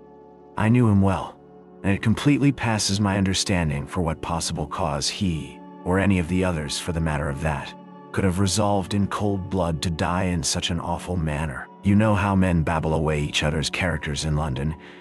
You may be sure any buried scandal or hidden skeleton would have been brought to light in such a case as this. But nothing of the sort has taken place. As for the theory of mania, that is very well, of course, for the coroner's jury, but everybody knows that it's all nonsense. Suicidal mania is not smallpox." Austin relapsed into gloomy silence. Villiers sat silent also, watching his friend. The expression of indecision still fleeted across his face. He seemed as if weighing his thoughts in the balance, and the considerations he was revolving left him still silent. Austin tried to shake off the remembrance of tragedies as hopeless and perplexed as the labyrinth of Daedalus, and began to talk in an indifferent voice of the more pleasant incidents and adventures of the season. "That Mrs. Beaumont," he said, "of whom we were speaking, is a great success. She has taken London almost by storm. I met her the other night at Fulham's. She is really a remarkable woman." "You have met Mrs. Beaumont?" "Yes. She had quite a court around her. She would be called very handsome, I suppose, and yet there is something about her face which I didn't like. The features are exquisite, but the expression is strange. And all the time I was looking at her, and afterwards when I was going home, I had a curious feeling that that very expression was in some way or other familiar to me. You must have seen her in the row." "No, I am sure I never set eyes on the woman before." It is that which makes it puzzling. And to the best of my belief, I have never seen anybody like her. What I felt was a kind of dim, far-off memory, vague but persistent. The only sensation I can compare it to is that odd feeling one sometimes has in a dream, when fantastic cities and wondrous lands and phantom personages appear familiar. Villiers nodded and glanced aimlessly round the room, possibly in search of something on which to turn the conversation. His eyes fell on an old chest, somewhat like that in which the artist's strange legacy lay hid beneath a Gothic scutcheon. "Have you written to the doctor about poor Merrick?" he asked. "Yes. I wrote asking for full particulars as to his illness and death. I don't expect to have an answer for another 3 weeks or a month. I thought I might as well inquire whether Merrick knew an Englishwoman named Herbert, and if so, whether the doctor could give me any information about her. But it's very possible that Merrick fell in with her at New York, or Mexico, or San Francisco. I have no idea as to the extent or direction of his travels. Yes, and it's very possible that the woman may have more than one name." "Exactly. I wish I had thought of asking you to lend me the portrait of her which you possess. I might have enclosed it in my letter to Dr. Matthews." "So you might. That never occurred to me. We might send it now." "Hark! What are those boys calling?" While the two men had been talking together, a confused noise of shouting had been gradually growing louder. The noise rose from the eastward and swelled down Piccadilly, drawing nearer and nearer, a very torrent of sound. Surging up streets usually quiet, and making every window a frame for a face, curious or excited. The cries and voices came echoing up the silent street where Villiers lived, growing more distinct as they advanced, and as Villiers spoke, an answer rang up from the pavement. "The West End horrors, another awful suicide, full details." Austin rushed down the stairs and bought a paper and read out the paragraph to Villiers as the uproar in the street rose and fell. The window was open, and the air seemed full of noise and terror. "Another gentleman has fallen a victim to the terrible epidemic of suicide, which for the last month has prevailed in the West End. Mr. Sidney Crashaw, of Stoke House, Fulham and King's Pomeroy, Devon, was found, after a prolonged search, hanging from the branch of a tree in his garden, at 1 o'clock today.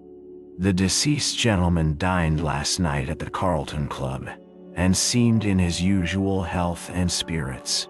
He left the club at about 10 o'clock, and was seen walking leisurely up St. James Street a little later. Subsequent to this, his movements cannot be traced. On the discovery of the body, medical aid was at once summoned, but life had evidently been long extinct. So far as is known, Mr. Crashaw had no trouble or anxiety of any kind. This painful suicide, it will be remembered, is the 5th of the kind in the last month. The authorities at Scotland Yard are unable to suggest any explanation of these terrible occurrences. Austin put down the paper in mute horror. "I shall leave London tomorrow," he said. "It is a city of nightmares. How awful this is, Villiers." Mr. Villiers was sitting by the window, quietly looking out into the street. He had listened to the newspaper report attentively, and the hint of indecision was no longer on his face. "Wait a moment, Austin," he replied. "I have made up my mind to mention a little matter that occurred last night. It is stated, I think, that Crashaw was last seen alive in St. James Street shortly after 10. "Yes, I think so. I will look again. Yes, you are quite right. Quite so." "Well, and in a position to contradict that statement at all events. Crashaw was seen after that, considerably later indeed." "How do you know?" "Because I happened to see Crashaw myself at about 2 o'clock this morning." "You saw Crashaw? You, Villiers?" "Oh, yes, I saw him quite distinctly. Indeed, there were but a few feet between us." "Where? In heaven's name? Did you see him?" "Not far from here. I saw him in Ashley Street. He was just leaving a house." Did you notice what house it was? Yes, it was Mrs. Beaumont's. Villiers, think what you are saying. There must be some mistake. How could Crashaw be in Mrs. Beaumont's house at 2 o'clock in the morning? Surely you must have been dreaming. Villiers, you were always rather fanciful. No, I was wide awake enough. Even if I had been dreaming as you say, what I saw would have roused me effectually. What you saw? What did you see? Was there anything strange about Crashaw? But I can't believe it. It is impossible. Well, if you like, I will tell you what I saw, or if you please, what I think I saw, and you can judge for yourself. Very good, Villiers. The noise and clamor of the street had died away, though now and then the sound of shouting still came from the distance, and the dull, leaden silence seemed like the quiet after an earthquake or a storm. Villiers turned from the window and began speaking. I was at a house near Regent's Park last night, and when I came away, the fancy took me to walk home instead of taking a hansom. It was a clear, pleasant night enough, and after a few minutes, I had the streets pretty much to myself. It's a curious thing, Austin, to be alone in London at night, the gas lamps stretching away in perspective, and the dead silence, and then perhaps the rush and clatter of a hansom on the stones, and the fire starting up under the horse's hoofs. I walked along pretty briskly, for I was feeling a little tired of being out in the night, and as the clocks were striking 2, I turned down Ashley Street, which, you know, is on my way. It was quieter than ever there, and the lamps were fewer. Altogether, it looked as dark and gloomy as a forest in winter. I had done about half the length of the street when I heard a door closed very softly, and naturally, I looked up to see who was abroad like myself at such an hour. As it happens, there is a street lamp close to the house in question, and I saw a man standing on the step. He had just shut the door and his face was towards me, and I recognized Crashaw directly. I never knew him to speak to, but I had often seen him, and I am positive that I was not mistaken in my man. I looked into his face for a moment, and then I will confess the truth, I set off at a good run, and kept it up till I was within my own door. Why? Why? Because it made my blood run cold to see that man's face. I could never have supposed that such an infernal medley of passions could have glared out of any human eyes. I almost fainted as I looked. I knew I had looked into the eyes of a lost soul. Austin, the man's outward form remained, but all hell was within it. Furious lust, and hate that was like fire, and the loss of all hope and horror that seemed to shriek aloud to the night, though his teeth were shut, and the utter blackness of despair. I am sure he did not see me. He saw nothing that you or I can see, but he saw what I hope we never shall. I do not know when he died. I suppose in an hour or perhaps 2, but when I passed down Ashley Street and heard the closing door, that man no longer belonged to this world. It was a devil's face I looked upon. There was an interval of silence in the room when Villiers ceased speaking. The light was failing, and all the tumult of an hour ago was quite hushed. Austin had bent his head at the close of the story, and his hand covered his eyes. "What can it mean?" he said at length. "Who knows, Austin? Who knows? It's a black business. But I think we had better keep it to ourselves, for the present at any rate. I will see if I cannot learn anything about that house through private channels of information, and if I do light upon anything, I will let you know." Chapter 7. The Encounter in Soho. 3 weeks later, Austin received a note from Villiers, asking him to call either that afternoon or the next. He chose the nearer date and found Villiers sitting as usual by the window, apparently lost in meditation on the drowsy traffic of the street. There was a bamboo table by his side, a fantastic thing, enriched with gilding and queer painted scenes. and on it lay a little pile of papers arranged and docketed as neatly as anything in Mr. Clark's office. "Well, Villiers, have you made any discoveries in the last 3 weeks?" "I think so. I have here 1 or 2 memoranda which struck me as singular, and there is a statement to which I shall call your attention.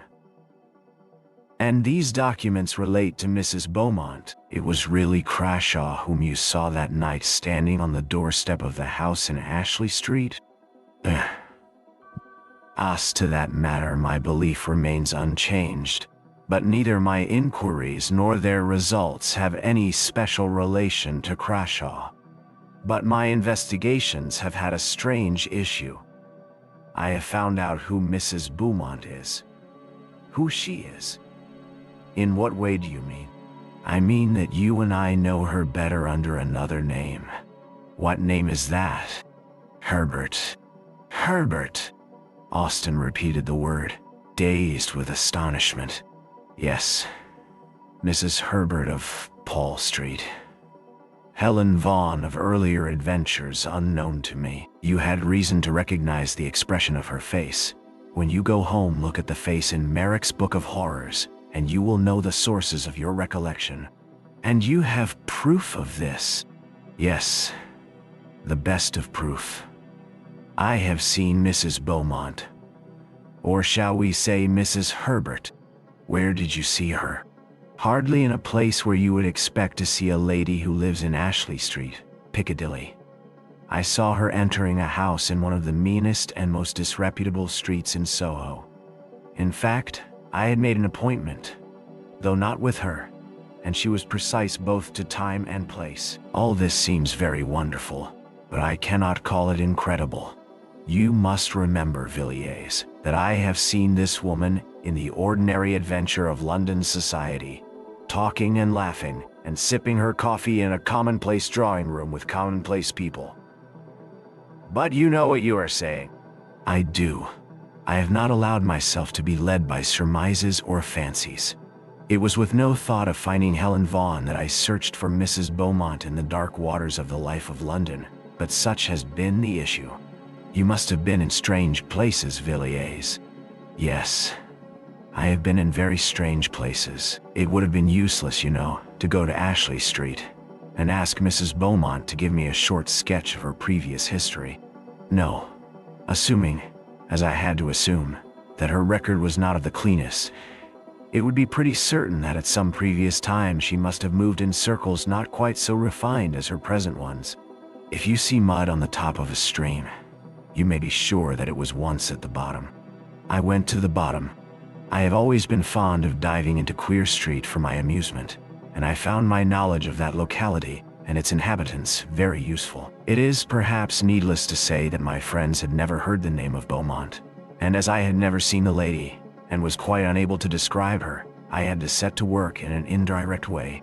The people there know me. I have been able to do some of them a service now and again, so they made no difficulty about giving their information.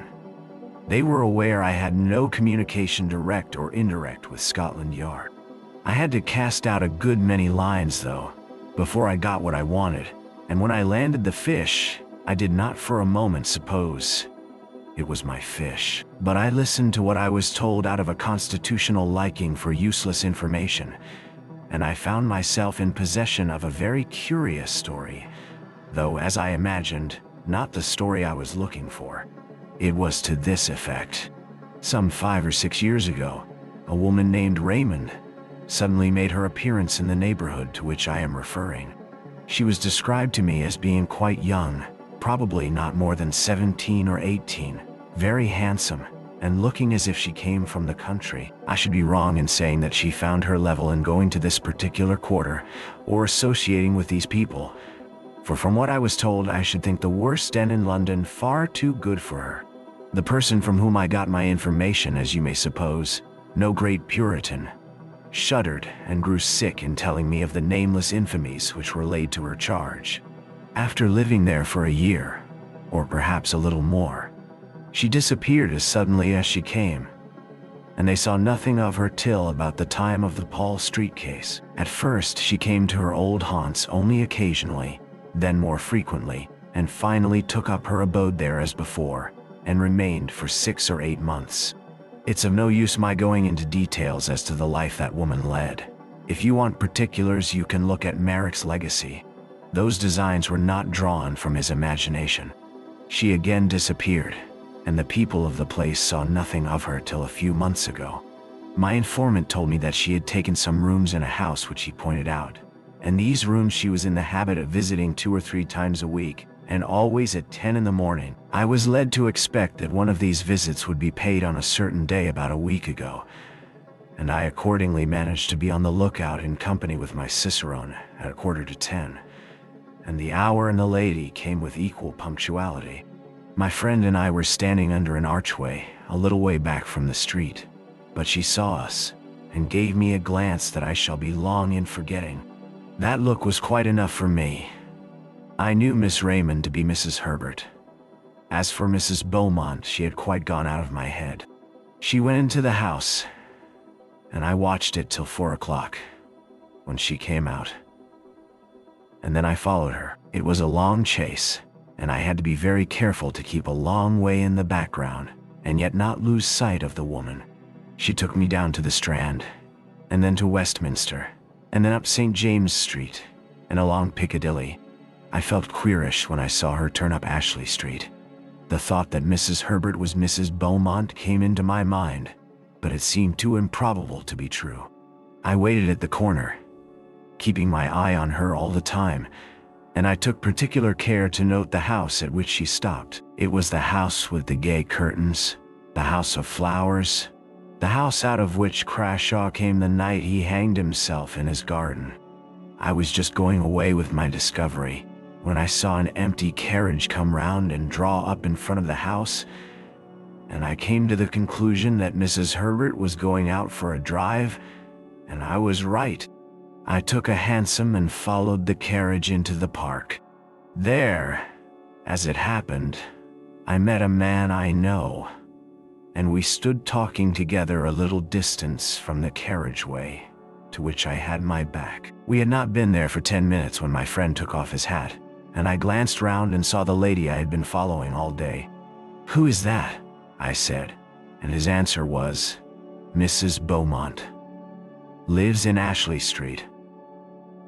Of course, there could be no doubt after that. I don't know whether she saw me, but I don't think she did.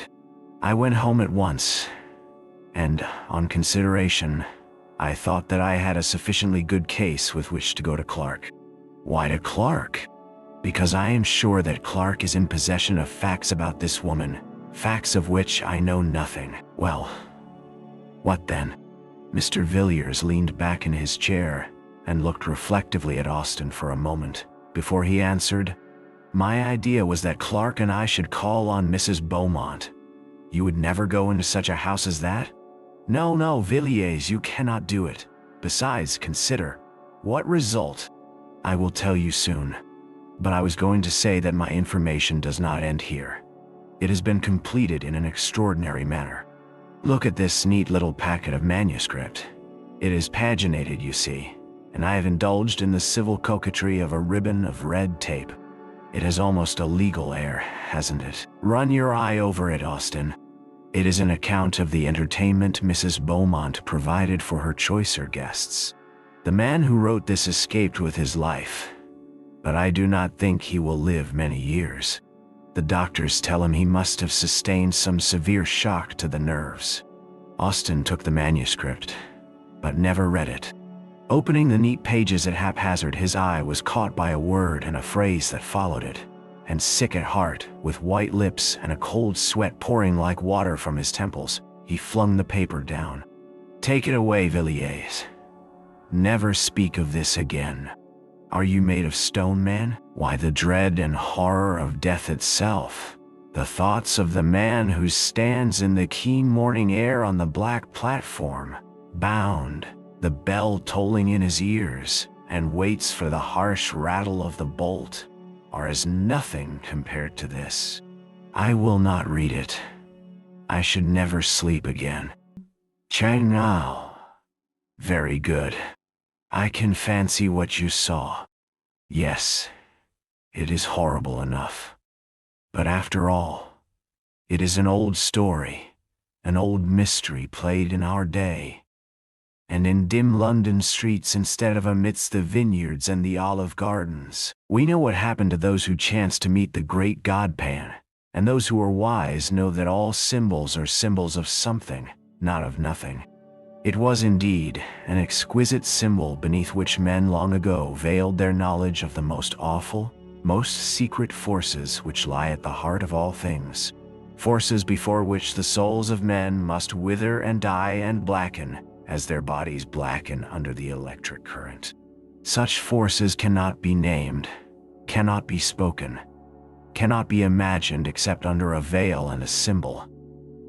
A symbol to the most of us appearing a quaint poetic fancy, to some a foolish tale. But you and I, at all events, have known something of the terror that may dwell in the secret place of life, manifested under human flesh.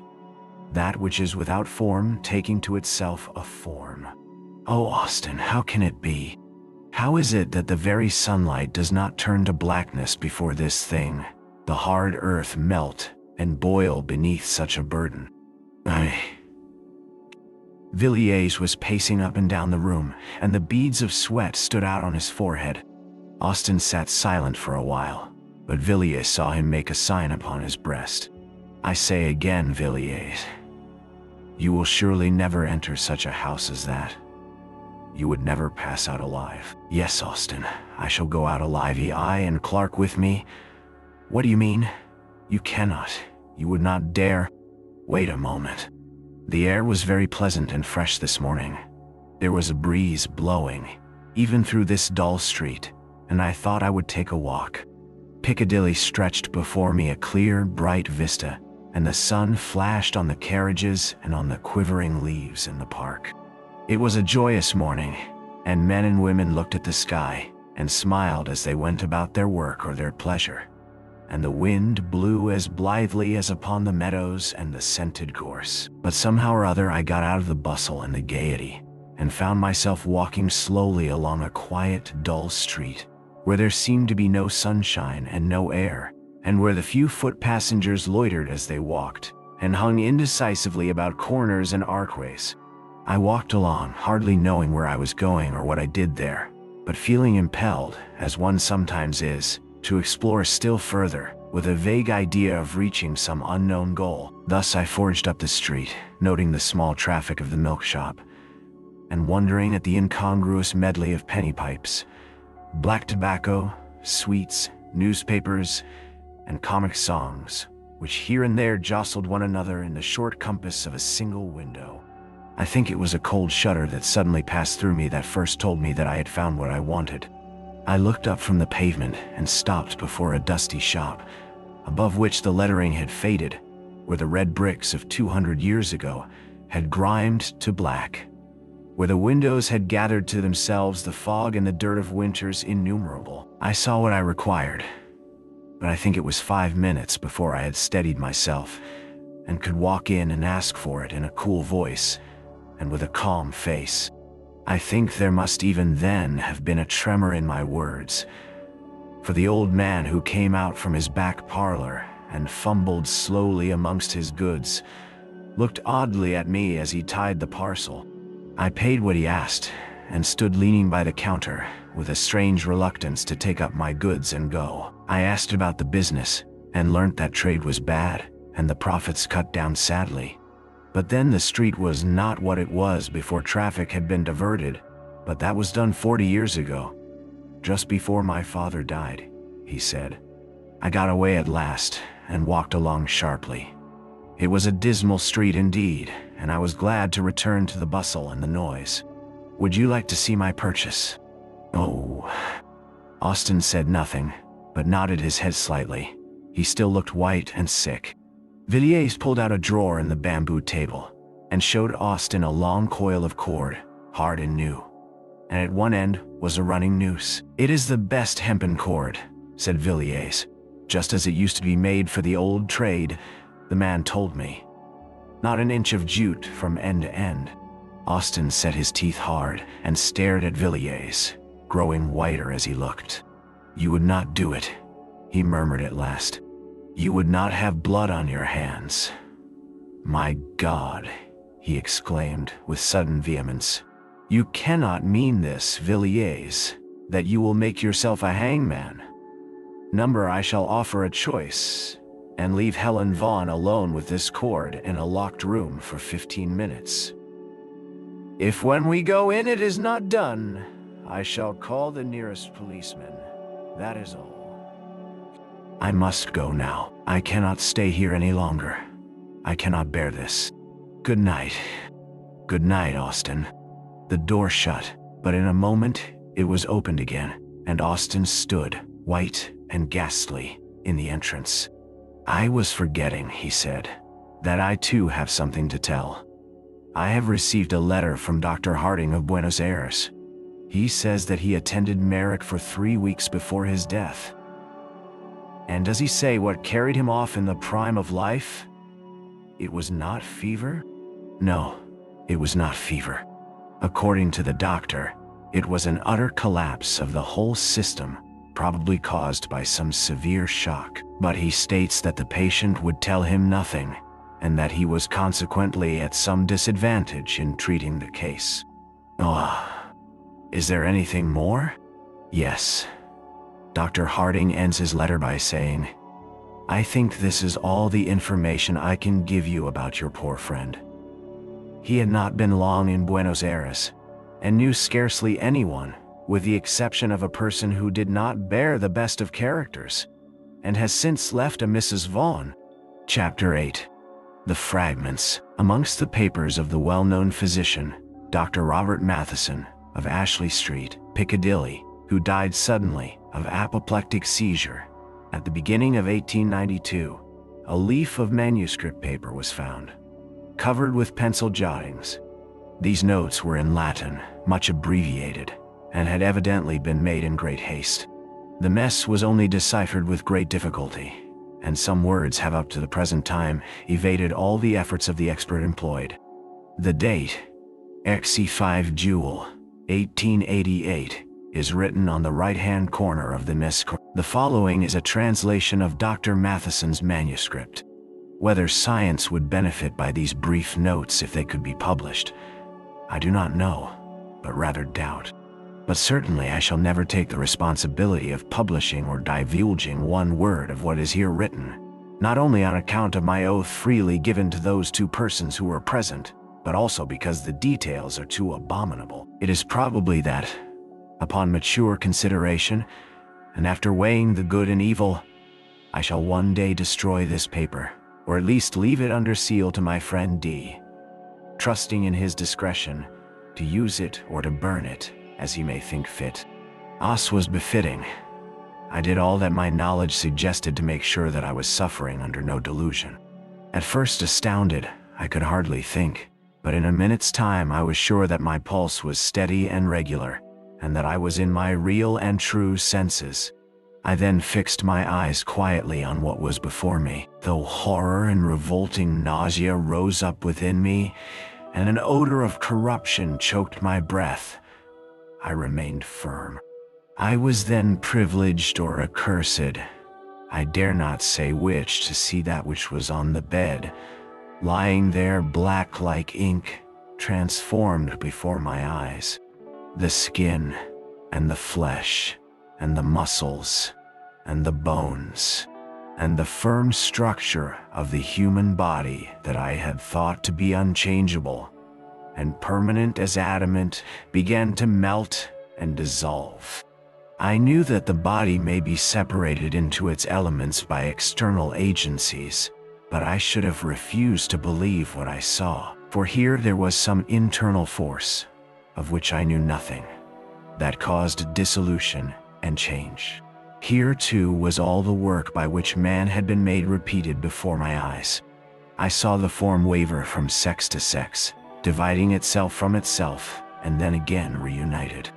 Then I saw the body descend to the beasts whence it ascended, and that which was on the heights go down to the depths, even to the abyss of all being. The principle of life, which makes organism, always remained, while the outward form changed. The light within the room had turned to blackness, not the darkness of night, in which objects are seen dimly, for I could see clearly and without difficulty. But it was the negation of light. Objects were presented to my eyes, if I may say so, without any medium, in such a manner that if there had been a prism in the room, I should have seen no colors represented in it. I watched, and at last I saw nothing but a substance as jelly. Then the ladder was ascended again.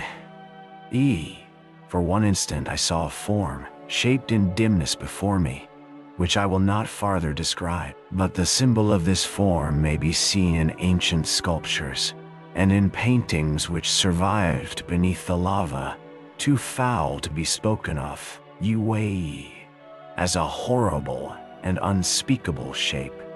Neither man nor beast was changed into human form. There came finally death. I who saw all this, not without great horror and loathing of soul, here write my name, declaring all that I have said on this paper to be true. Robert Matheson, Med. Dr. Machen. B.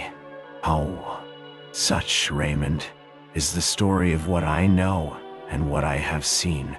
The burden of it was too heavy for me to bear alone, and yet I could tell it to none but you. Villiers, who was with me at the last, knows nothing of that awful secret of the wood, of how what we both saw die lay upon the smooth, sweet turf, amidst the summer flowers, half in sun and half in shadow, and holding the girl Rachel's hand, called and summoned those companions, and shaped in solid form upon the earth we tread on. I would not tell Villiers of this, nor of that resemblance which struck me as with a blow upon my heart, when I saw the portrait which filled the cup of terror at the end. What this can mean I dare not guess. I know that what I saw perish was not Mary, and yet in the last agony, Mary's eyes looked into mine. Whether there be anyone who can show the last link in this chain of awful mystery, I do not know. But if there be anyone who can do this, you, Raymond, are the man. And if you know the secret, it rests with you to tell it or not, as you please. I am writing this letter to you immediately on my getting back to town. I have been in the country for the last few days. Perhaps you may be able to guess in what part. While the horror and wonder of London was at its height for Mrs. Beaumont, as I have told you, was well known in society, I wrote to my friend Dr. Phillips, giving some brief outline, or rather hint, of what had happened, and asking him to tell me the name of the village where the events he had related to me occurred. He gave me the name, as he said with the less hesitation, because Rachel's father and mother were dead, and the rest of the family had gone to a relative in the state of Washington 6 months before. The parents, he said, had undoubtedly died of grief and horror caused by the terrible death of their daughter, and by what had gone before that death. On the evening of the day on which I received Philip's letter, I was at Machen, and standing beneath the moldering Roman walls, white with the winters of 1700 years, I looked over the meadow where once had stood the older temple of the god of the deeps, and saw a house gleaming in the sunlight. It was the house where Helen had lived. I stayed at Machen for several days. The people of the place, I found, knew little and had guessed less. Those whom I spoke to on the matter seemed surprised that an antiquarian, as I professed myself to be, should trouble about a village tragedy, of which they gave a very commonplace version. And as you may imagine, I told nothing of what I knew. Most of my time was spent in the great wood that rises just above the village and climbs the hillside, and goes down to the river in the valley.